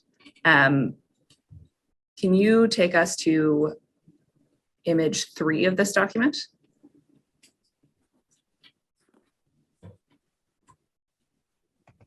So you'll see there are a couple of points here. And the first one is, why did he hide the results? Who is the he being referenced there? I can't say for sure. Do you have a best guess? My best guess is Gary. Do you recall what discussion or conversation led you to make that note? Why did he hide the results? My best guess is that Dan is asking me about creating a timeline and or not creating, but adding to this timeline that we have been developing, and that he's asking to get these things into the timeline to see if we can fill in the blanks of the story. Okay. So you think that Mr. McKinnon was asking you to address why he hid the results as part of the timeline? I think Dan was trying to help understand all of the pieces of the story. And I'm not sure if those were my words or his, so I don't know where they came, what the context of them is. Okay. So in reference to the use of the term hid there, was there a view within Public Works at this time, so this is the end of January 2019, that Mr. Moore had hid the Tradewin reports? I think there was a review, an overarching view that he did not share them. Okay. But you wouldn't generally have used the term used here, hid, in reference to that? I wouldn't. Okay. Did you hear others use that terminology? I'm not sure. Okay. So there's another point that says should have been resurfaced or treated sooner, in brackets, shot abrade, treated surface / grit coat. Do you recall what led you to make that note?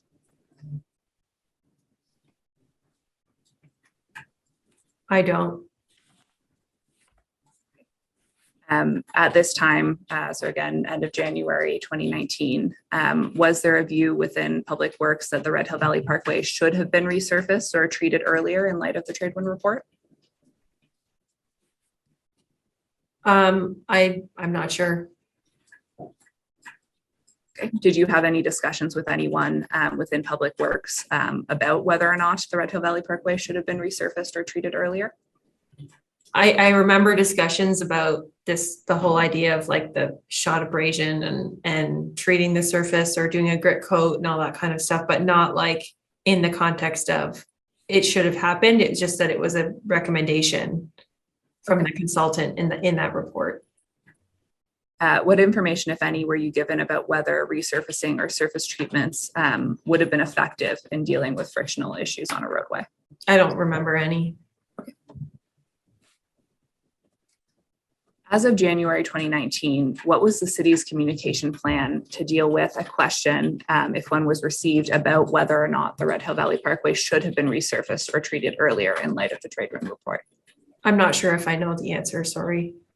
Do you know if there was a plan in place? To know if it should have been repaved earlier? if someone asked you that question as the communications officer for Public Works, was there a plan in place about how that question would be addressed? I don't think so. I think I would have relied on Gord or Edward or Dan to answer it. Okay. So I see that it is 1 o'clock and I am coming up to a new topic. I wonder if now would be a good time to take our lunch break. That'd be fine. Well, it's 1 o'clock exactly, so we'll return at 2:15. Registrar, could I have a council breakout room as well?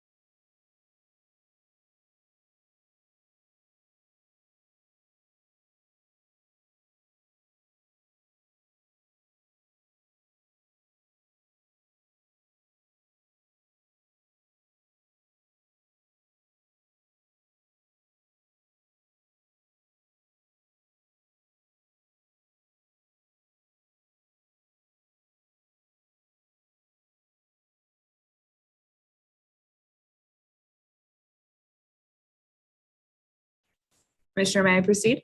Yes, please proceed, Ms. Brookner. Thank you.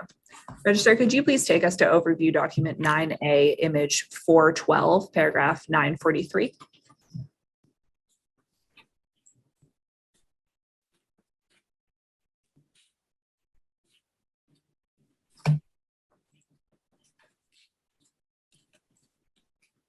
On February 3rd, 2019, you emailed Ms. Audie, copying Mr. McKinnon, Mr. Hertel, Ms. Racine, and Mr. Sabot. You attached a communications plan, a timeline, and presentation slides, all of which were in draft. Do you recall sending that email? I recall the email, yep. Registrar, could you please take us over to the next image, paragraph 944?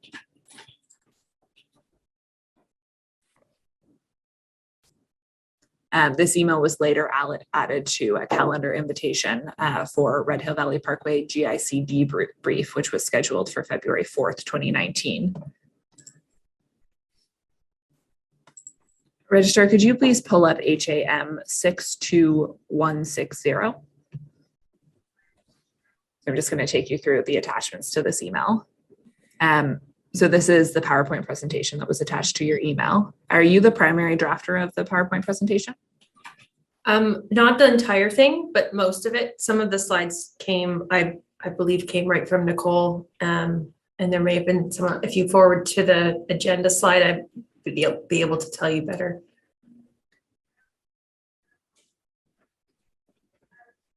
Yeah, I don't think the risk assessment was from me, but I do think I was the primary drafter, yes. Okay. Registrar, could you please take us to image 7? So this slide is titled Suggested Key Messages for Staff to Convey Publicly. And you'll see that there is an entry that says the results of the 2013 friction testing do not breach any kind of minimum standard for friction values. Why did you include that point under suggested key messages for public staff to convey? It would have been at the direction of somebody else for sure. I can't say who or why. Okay. So a revised version of this presentation is circulated on February 5th, 2019 by Ms. Racine. Registrar, could you please pull up HAM 62193 and split screen with HAM 62194?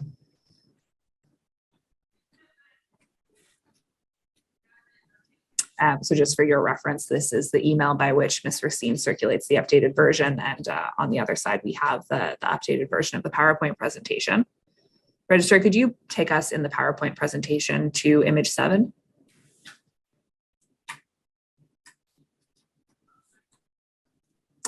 So as far as I can tell, the point that we were just looking at a moment ago about the results of the 2013 friction testing not breaching any kind of minimum standard for friction values has been removed from this subsequent version of the PowerPoint presentation. Are you able to provide me with any information about how or why that bullet point was removed as a key message? Again, I'm sure it would have been at the direction of somebody more senior than me. But I don't have any recollection of how or why. Did you have any discussions with anyone about that particular key message?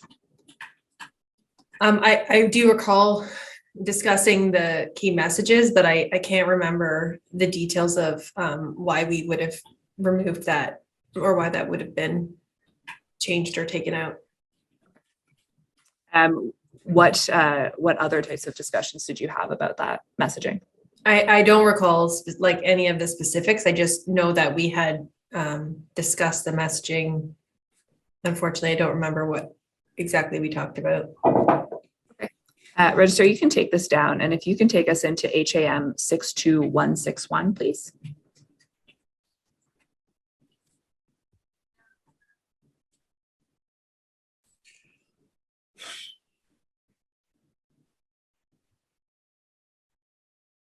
And you don't have, yeah, perfect, thank you.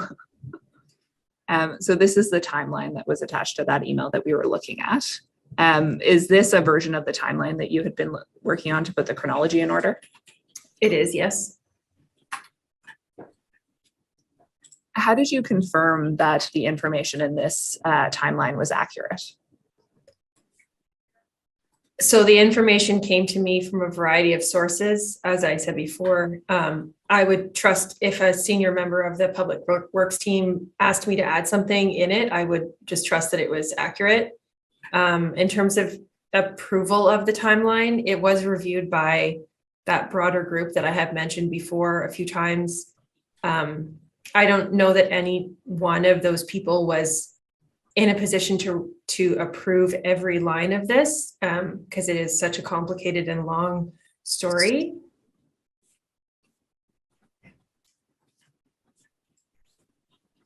When city staff provided you with a recollection or information for inclusion in the timeline, was it your practice to ask them for documents or emails or anything to try and confirm that their recollection was accurate?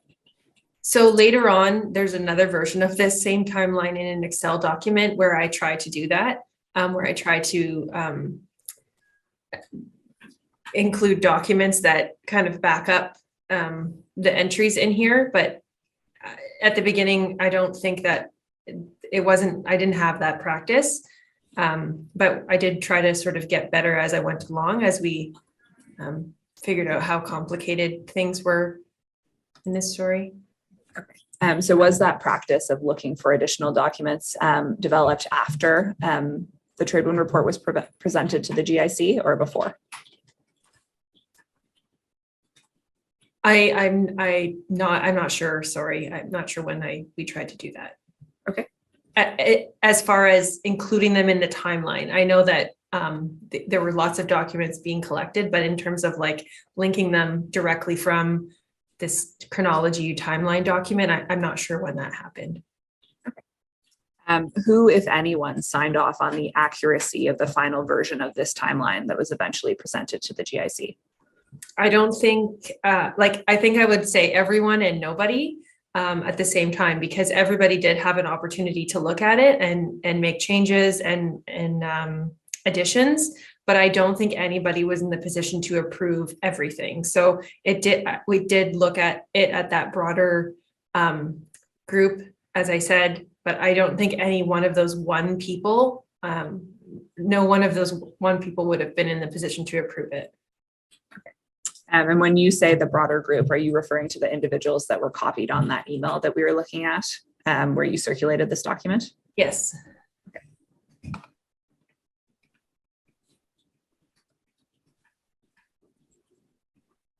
So there are a number of different categories listed at the top of this presentation to be shared in themes/categories. Then you'll see there are 6 categories listed. Did you include these 6 categories at someone's direction or at your own initiative?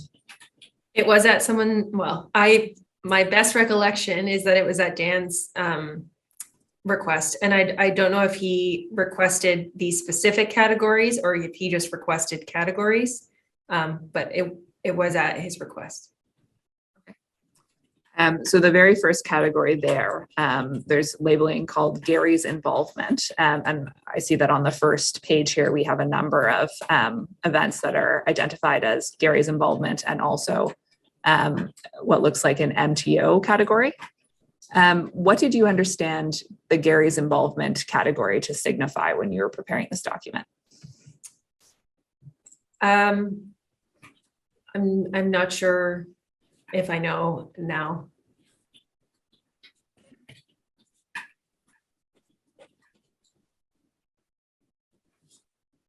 Do you recall the purpose of including a Gary's involvement category? I think the purpose of the categories were just to sort of chunk the information in ways that we could better and easily understand. The Gary's involvement category looks fairly broad to me in hindsight, looking back at this now. I can't say the purpose at what I thought it was at the time. Okay. Registrar, could you take us to image 7 of this document, please?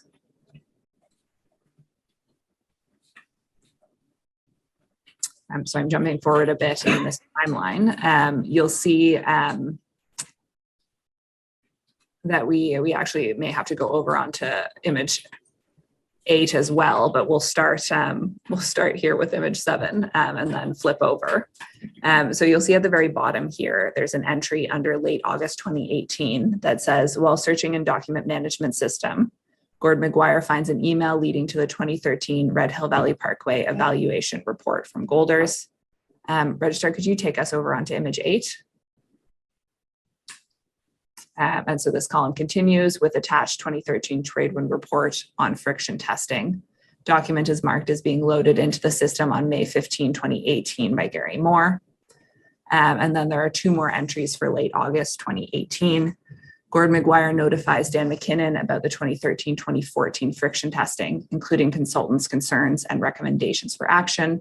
Gord also checks with some key staff and engineering services to see if they were aware.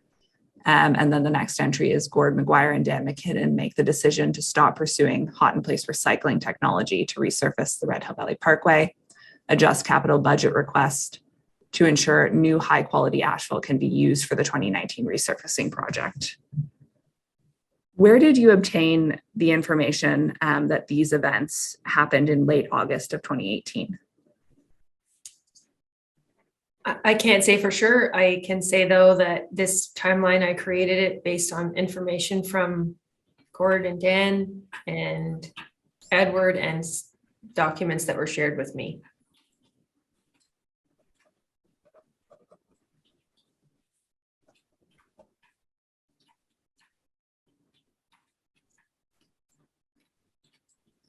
Registrar, could you take us to HAM 58892, please? So I'm jumping forward a little bit in time. This is an email from Mr. Zegarak to you, in which he asks you on February 12, 2019, to send him the chronology that you had prepared the week before. And you respond and you send him another version of this document that we were just looking at that's a little bit later dated. So February 12, 2019.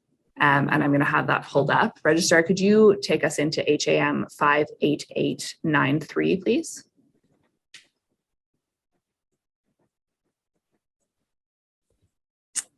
Thank you. So this is the version that's attached by you to that email back to Mr. Zegarak. Registrar, could you please take us to image 4 of this document?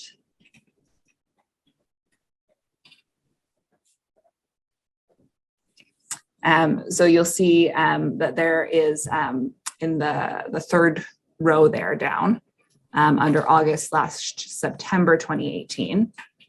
It says Gord McGuire becomes aware of an email leading to the 2013 Red Hill Valley Parkway evaluation report from Golders with attached 2013 trade wind report on friction testing. Gord notifies Dan about the 2013/2014 friction testing, including consultants' concerns and recommendations for action. Gord McGuire and Dan McKinnon make the decision to stop pursuing hot-in-place recycling technology to resurface the Red Hill Valley Parkway, adjust capital budget request to ensure new high-quality asphalt can be used for the 2019 resurfacing project. So these are very similar to the events that were listed under late August in the prior version of the draft timeline that we were looking at. And now they're listed as September/August 2018. Why did the stated timeline for these events change?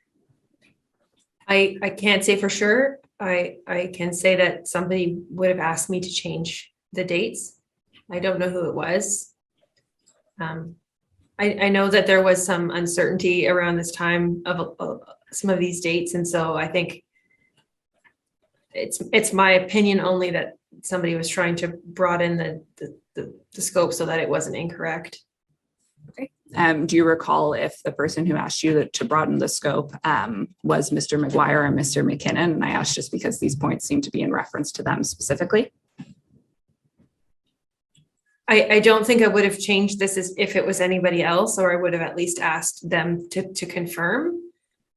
So I don't know who it was.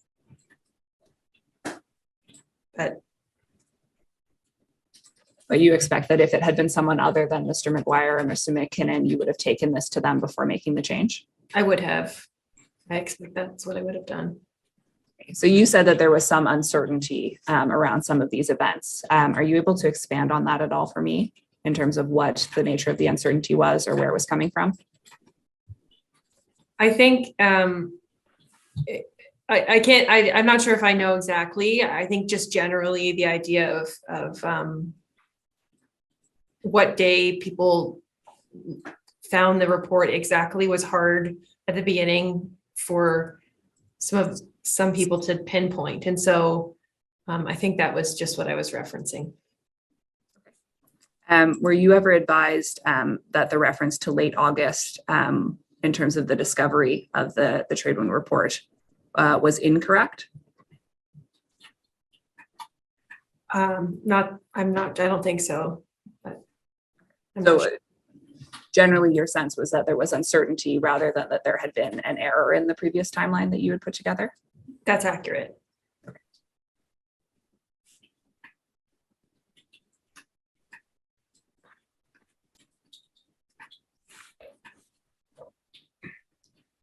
Were you aware as you were preparing the preliminary reconstruction timeline for the GIC meeting that Mike Beck had received a copy of the Tradewind report from Dr. Uzarowski in August 2018?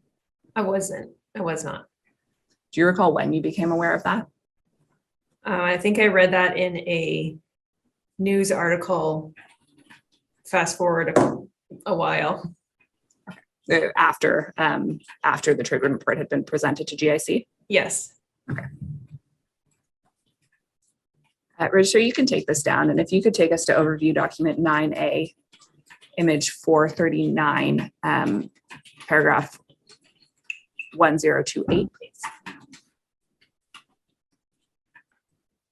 Thank you. So on February 5th, Ms. Audie emailed you, Mr. McKinnon, Mr. McGuire, Mr. Soldo, Mr. Sabot, Mr. Hertel, Ms. Graham, and Ms. Racine, copying Mr. Zagorak, and attaches the February 4th memorandum from SEMA, which I will call up for you in a minute, but I know you've referenced it a couple times today. What was your understanding about the purpose of the SEMA memo? My understanding was there was a few questions that the public works staff wanted the SEMA as a consultant to review and provide their opinion on. And then that was the response to those couple questions. What role, if any, did the memo have in the city's communication strategy particularly? I don't know if there was a role for the memo. I know that later it did play a role in terms of communicating with council, but at this moment, I'm not sure if there was a role in our communication strategy. Actually, I'm going to add to that, if that's okay. I do remember some messaging around working with traffic experts in terms of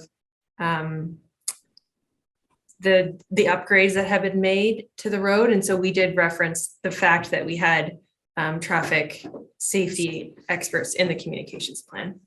Okay.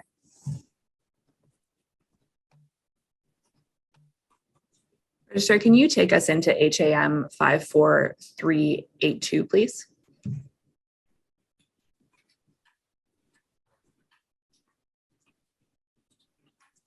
So this is the SEMA memorandum. Registrar, can you take us to image 2? So you'll see that there are questions that are identified for SEMA. And the first one is, in light of the information in the 2014 Golder report, are any changes needed to the recommendations in the previous SEMA reports to the city regarding safety on the Red Hill Valley Parkway? Do you recall if this question had been discussed amongst city staff before you received the SEMA report, or sorry, the SEMA memorandum? I don't remember this one. Okay. So then the second question is, in light of the information in the 2014 Golder report, are any additional safety measures recommended to the city, recognizing that the Red Hill Valley Parkway is scheduled to be resurfaced in the late spring of 2019? Do you recall if there had been internal discussions about this question before you received the SEMA memo? Not that I don't recall any that I was involved in. Register, can you take us over on to the next image? So there's a third question. In light of the information in the 2014 Golder report, should the Red Hill Valley Parkway be closed to vehicular traffic in whole or in part until the completion of the resurfacing work? Do you recall if city staff had raised this question before you received the SEMA memorandum? I don't think I was a part of any of those conversations, if they were happening. Okay. In terms of this third question, at the time that you, or just prior to receiving this memorandum from SEMA, did you have any sense as to whether or not the city had a plan in terms of whether they would keep the Red Hill Valley Parkway open or close it?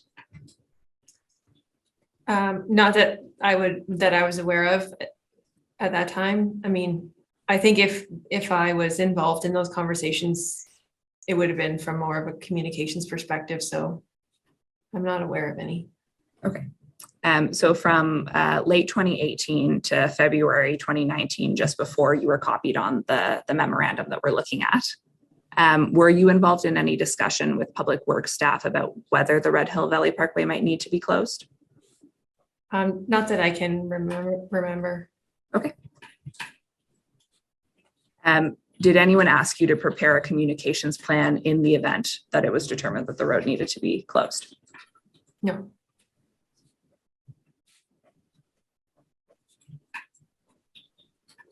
To your knowledge, had city staff already decided to keep the Red Hill Valley Parkway open as of February 4th, 2019? I don't know. Okay. Registrar, you could take this down, and if you could take us into overview document 10A, image 8, paragraph 15, please. Thank you. So this is in reference to the GIC meeting on February 6th, 2019. Sometimes I would just go in to sort of do something like help with a media release or something after the discussion. So I can't remember in this case if it was the full in camera or if it's just a portion. So I just wanted to clarify that. So it's possible that you were being called in and out of the room as needed? It's possible, yes. Okay. It's my understanding that Mr. Hertel presented the presentation that we were looking at in draft for the communication strategy. Is that correct? I think so, yes. Okay. Were you involved in presenting information during the GIC meeting at all? No. Did you have any discussions with Mr. Moore either before or after the GIC meeting? No, I think not before. I think after he sent me a media inquiry, just letting me know that he wasn't going to be responding to it, but just to let me know, because that's a standard practice that we would have. How would you describe the tone of the GIC meeting? I would say it was a very serious and maybe a bit somber. Okay. What was the nature of the conversation? Was it more of a Q&A, or were staff doing most of the talking? I recall it being a bit of both. I remember there was the presentation portion, and then there was questions from council and committee members about various things, just to help them understand a little bit more. Do you recall if Mr. Hertel and other presenting city staff made it through their planned presentations? I don't think that John made it through his, in my memory, as we're sitting here. I feel like he did not make it through all the way through his. Okay. Do you recall what happened and why he didn't make it all the way through? I don't. Was he interrupted by questions from councillors? It's very possible.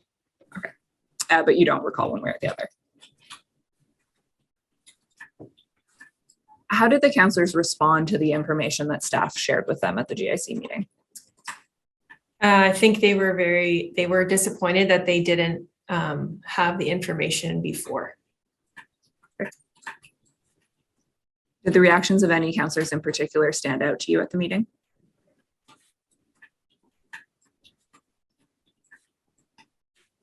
I don't know if I remember any. Trying to think. I don't think I remember any specific reactions. Was the safety of the Red Hill Valley Parkway actual or perceived safety issues in light of the findings and content of the Tradewind report discussed at the GIC meeting? I don't remember, but I'm assuming it was. Like, I couldn't speak to it though. Do you recall at a high level what counselors were told about the safety of the Red Hill at the meeting? I don't. Registrar, could you take us into HAM 54399? So it's my understanding that this is the final version of the in-camera presentation. Registrar, could you please take us to images 43 and 44?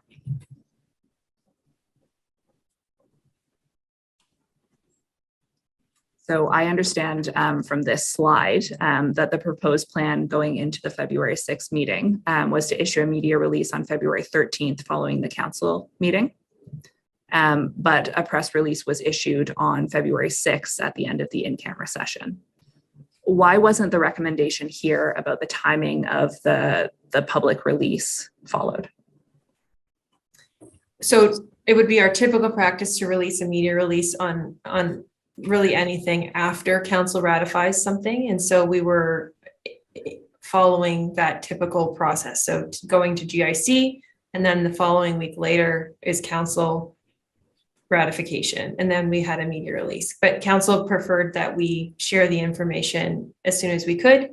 And so we acted quickly, and we had a draft of a media release. So we just kind of quickly edited it together, and then we were able to put that statement out that day instead of waiting another week.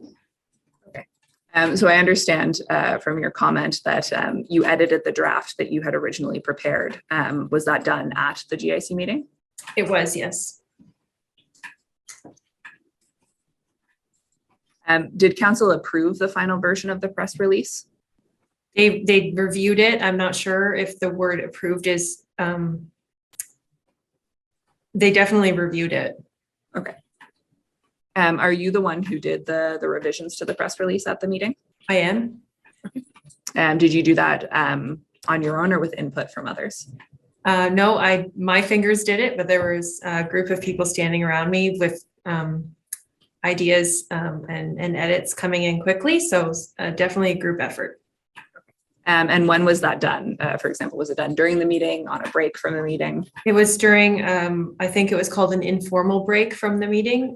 So staff just went into the ante room and we revised the release in there and then brought a copy back out to GIC. And so I can take you into this if you'd like to take a look at it. But there's a formal apology from staff to council and the public in the press release that goes out on February 6th. Why was that included in the press release? I believe it was included because council wanted to have that included. Okay. Was that something that had been in the original draft that you had prepared before the meeting? It was not. To your knowledge, after the press release went out, how did city staff respond to it?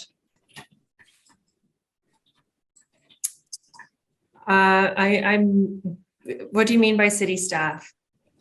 I can narrow it a little bit. Staff within the Public Works Department who maybe weren't present at the GIC meeting. I'm not sure that I even really know the answer because I wasn't really sitting with Public Works staff over the next few days. So I'm not sure if I was able to really perceive their reactions. Okay. Registrar, could you please take us to overview document 10A images? Let's start at image 23 and 24, paragraph 38. So we've received an undated note that you've been identified as the author of, and the notes are reproduced over a number of pages in the overview document. Are you the author of these notes? Do you have the original version of these? I think that I do. Let me give it a try. Registrar, can you take us into HAM 62867?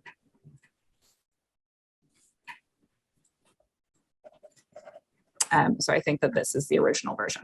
This is my handwriting, yeah. Okay. Registrar, can you take us back into the typed out version of it?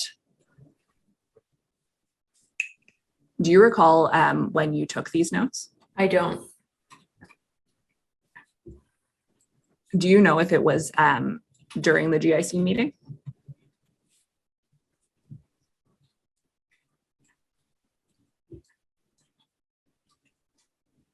I don't know. Registrar, could you please take us into image 25? Ms. Graham, for your context, it's just another page of the notes. So you'll see image 25. There's a reference that says, I'm trying to pinpoint it on the page for you.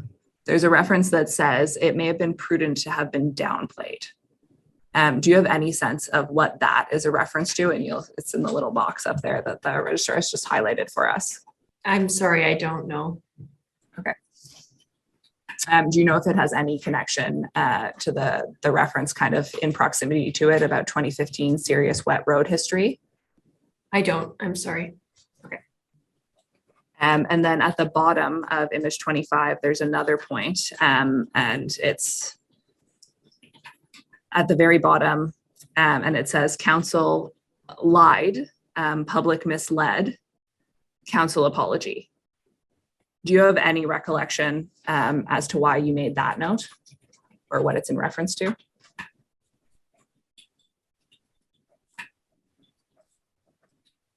I really don't. Okay.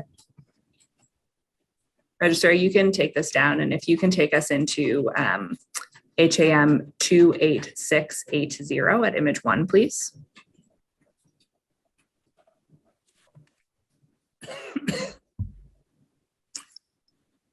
So on February 12th, 2019, Matthew Van Dongen, who's a reporter at the Hamilton Spectator, emails you and Mr. McKinnon under the subject line, forward MTO friction testing results. And he attaches 4 graphs summarizing the MTO's friction testing results on the Red Hill Valley Parkway from 2007 to 2014 in his email. And he writes, hi folks, just received these. Did the city already have access to this info? And if so, any concerns? Do you recall receiving this email from Mr. Van Dongen? I do. So you forward this email to Mr. McGuire and Mr. Soldo, copying Mr. McKinnon, and you say, see below, and please let us know if you have seen these before. I'm not in the office, so can't check the file, but this format doesn't look familiar to me. And then I believe that what follows is some suggestions about how you would respond to the email. To your knowledge, did the city learn about these MTO friction testing from 2008 to 2014, so excluding 2007, basically at the same time as the Hamilton Spectator? To my knowledge, yes. Were you aware of any debate within the city about whether the MTO test results were consistent with the results of the trade wind testing? I don't think so, no. Okay. Registrar, can you take us into overview document 10A, image 65, paragraph 149?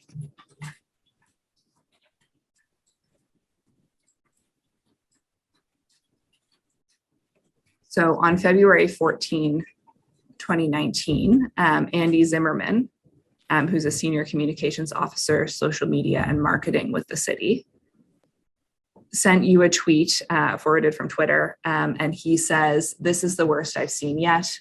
In the clip starting at the 1 hour, 27 minutes, 30-second mark, Councillor Marula specifically orders Gary, I think it's engineering services head, Gary Moore, to say that the surface of the Red Hill Valley Parkway is high quality, and Moore specifically cites 2013 friction testing to do so.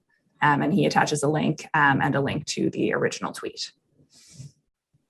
What was Mr. Zimmerman's role in respect of the Red Hill Valley Parkway or the trade wind report, if any? I don't think he had any real role within the Red Hill or the trade wind report. He was, though, responsible for monitoring social media and then flagging anything that might be concerning to any communications officer that it was relevant to. So that's what he is doing here. Okay. So he sends you this tweet, which included a clip from a Public Works meeting on December 7th, 2015. Did you click through this and watch the video recording from that Public Works Committee meeting? I did not watch the whole thing, but I did watch this clip yet. Okay. Registrar, could you take us briefly into OD7 images 73 and 74, paragraphs 231 to 235? So this is the overview document with respect to the Public Works Committee meeting on December 7th, 2015. And you'll see at paragraph 232, there's a reference to Councillor Marula asking Mr. Ferguson some comments about the asphalt on the Red Hill Valley Parkway. And these questions are then advanced to Mr. Moore. Mr. Moore, who was present at the meeting, is asked to elaborate on the quality of the asphalt used. Councillor Marula asked whether the city used low-grade asphalt in comparison to that used by the MTO in constructing the Red Hill Valley Parkway. Mr. Moore replies that the city had used SMA in the construction of the Red Hill Valley Parkway, which was the MTO's top mix for high-speed freeway-type roadways. Mr. Moore informed the Public Works Committee that the MTO had performed the initial friction testing and received results at or above what the MTO typically expected from high-grade friction mixes. He also informed the Public Works Committee that they had performed subsequent testing 5 years after, in approximately 2012 to 2013, finding that the road was holding up exceptionally well. He stated, "We have no concerns about the surface mix." Is that the section of the meeting that you watched? That's correct, yes. Were you aware before receiving the email from Mr. Zimmerman that Mr. Moore had addressed the Red Hill pavement and friction testing at a Public Works Committee meeting in December of 2015? I was not. What was your reaction to learning that Mr. Moore had informed the Public Works Committee in 2015 that the city had completed friction testing in 2013?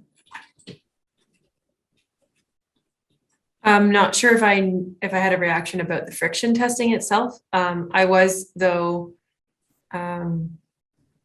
in my head thinking this is additional mixed messaging that we've here saying that there are no concerns, and then fast forward to the 2017 article in the Spectator saying that the results are inconclusive. So just from a communications perspective, my reaction was more about the inconsistent messaging and the public perception side of things. What did you do, if anything, after receiving this email from Mr. Zimmerman and reviewing the recording of the Public Works Committee meeting? I believe I shared it. I don't know exactly who I shared it with, but I would have shared it with some of the leadership in Public Works, I assume. Do you recall what their reaction was to this video? I believe I shared the tweet over email, so I wouldn't have really been able to perceive their reaction. Okay. Did you receive any responses when you shared this? Just for your reference, I haven't actually seen an email where you shared this tweet by email. Okay. I could be remembering it incorrectly. I really don't remember their reactions. Okay. And you don't recall who you approached about this recording? I don't. Okay. Did you reach out to Mr. Ferguson or anyone else who was identified as being present at the Public Works Committee meeting to ask them about it? Not that I recall. Okay. So in his email, Mr. Zimmerman says, "It's the worst I have seen yet." Had Mr. Zimmerman advised you of other prior comments about the trade wind testing or friction testing on the Red Hill Valley Parkway? Are you sure that's not the tweet itself? I think that it's Mr. Zimmerman, but let's go back and make sure that I'm right about that. Registrar, can you take us back into overview document 10A, image 65, paragraph 149? It's entirely possible that I am reading it wrong.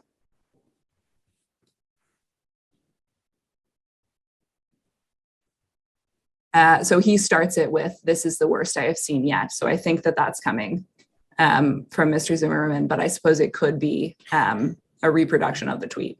His practice was to reproduce the tweet right in the email. So I don't know if that's his words or the tweet itself. Okay, fair enough. So omitting that reference to the worst I've seen yet, had he sent you anything else in terms of prior inconsistent statements about the Red Hill Valley Parkway or friction testing? He may have. It was, like I said, his practice to share things from social media with the communications officers if he felt that it was warranted to do so. So he may have. I can't recall one way or the other. Okay.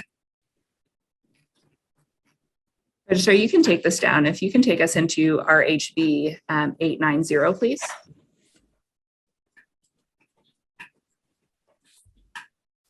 So this is an anonymous letter sent to the city auditor and another number of other recipients in March 2019. Did you ever see this document while working as communications officer for the city? No. Did you know that it existed? Just from my preparation for this meeting. Okay. Are you the author of this letter? No. Do you know who wrote it? I don't. Okay. Registrar, you can take this down, and if you could take us into HAM 36663, please, at image 1 and 2.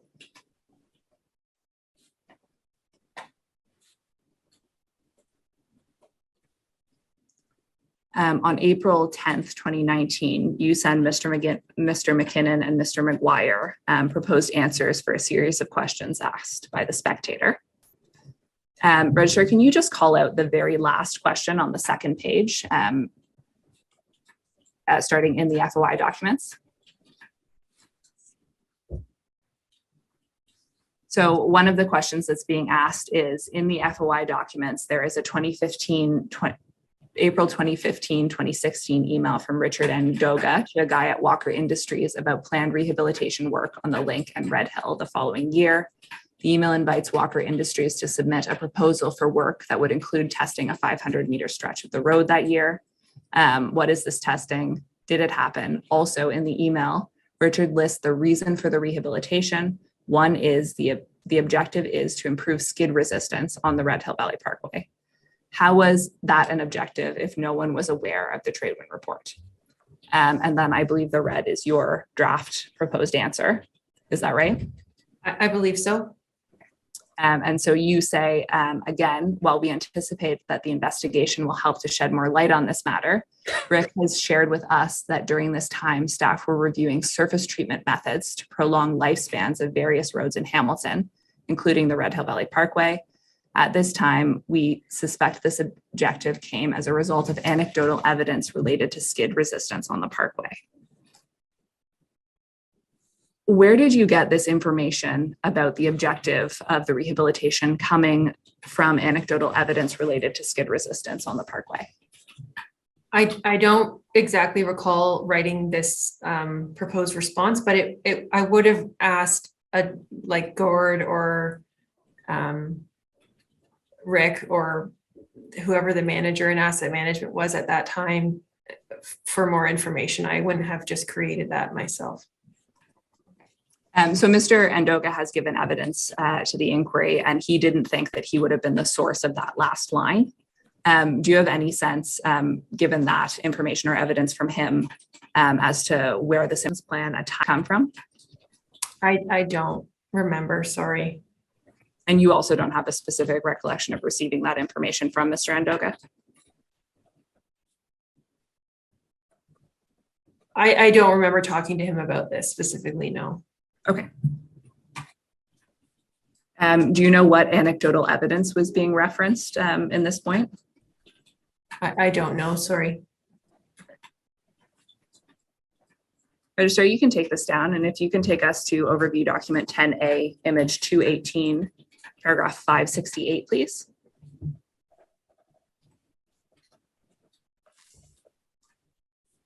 So on May 22nd, 2019, Ms. Cameron emails Ms. Racine, copying you, and Ms. Cameron attaches a copy of a document titled Preliminary Reconstruction Timeline, writing, as requested, here is a draft timeline for your 11/8 meeting. And I believe that this is the Excel document that you mentioned earlier today. Was Ms. Racine involved in preparing the chronology? I don't think so. Do you know why Ms. Cameron was sending her the chronology at this particular point in time? I don't remember, no, I couldn't say. Registrar, could you call up the timeline for us? It's HAM 36955.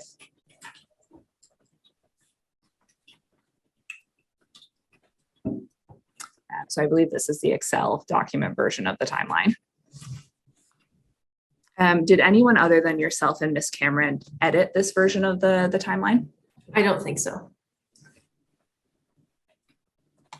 What's the purpose of the commentary / potential explanation column in the timeline? And it may be a bit difficult to read, but it's 4 columns over, Registrar. You just don't mind calling that out.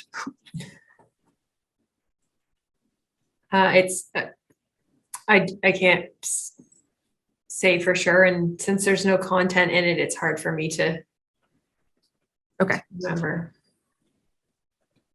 Registrar, do you want to flip over a couple of pages and just see if we can see one that has content in it? Oh, so there's one at the very bottom there. I think we can close that out, Registrar. Thank you. In reference to this comment, March 3rd, 2018, Mike Beck asking Gary about Golder review of Hot in Place. Mike says we can't use SMA with Hot in Place technology. And then there's a comment there that says this doesn't make any sense here. Does that assist you at all about the purpose of this column?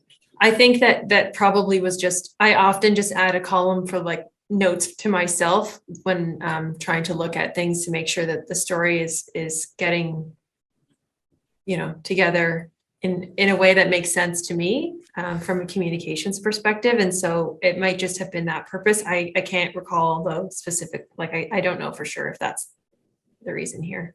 Okay. Registrar, can you take us back to image 1 of this document, please? So you'll see at the very top, and it's difficult to read because it's in a fairly dark box at the top. It says Diana C entries. And then there are entries throughout the timeline that are in a similar color scheme. Are those the entries that Ms. Cameron put in? I would think so, yes. Okay. Was she inputting that information at your direction? She was. Did you essentially write out or provide her with the information and then she did the administrative task of including it? I think so, yes. Okay. What was the purpose of preparing this version of the chronology at this point? So this one dates to May of 2019. I think we were honestly still trying to figure out all of the pieces of the story. And I don't know that this document served any real specific purpose. I think we were trying to be potentially helpful for this process. And I don't think that there was anything really beyond that. And it never gets to a final point because things evolved into this inquiry process. And so it wasn't really, I don't think it really ever had a destination. And just for reference, back to your earlier evidence, this is the version of the timeline that you're fairly certain you were collecting documents to confirm statements in? Yes, and I think you can see that where it says related reports in the column second to the right. Okay. Thank you very much. Those are all of my questions for Ms. Graham today. Okay. So if I understand correctly, Dufferin is not present. Counsel for Golder does not have any questions. Is that correct? I confirm, Mr. Commissioner, that we don't have any questions. Okay. And counsel for the MTO, Ms. McIver, you have no questions either? That's correct, Mr. Commissioner. Okay, so that leaves Ms. Halaby as counsel for the city, who I believe does have some questions. Thank you, Mr. Commissioner. We had indicated to Ms. Buckner earlier that we did have 5 to 10 minutes of questions, but we actually don't have any further questions for this witness. Thank you. Well, thank you. That's very quick, 5 minutes. First of all, Ms. Graham, thank you for attending the hearing and providing your testimony. You're excused. And for the rest of council, I believe we now stand adjourned until 9:30 tomorrow morning. Okay, have a good evening.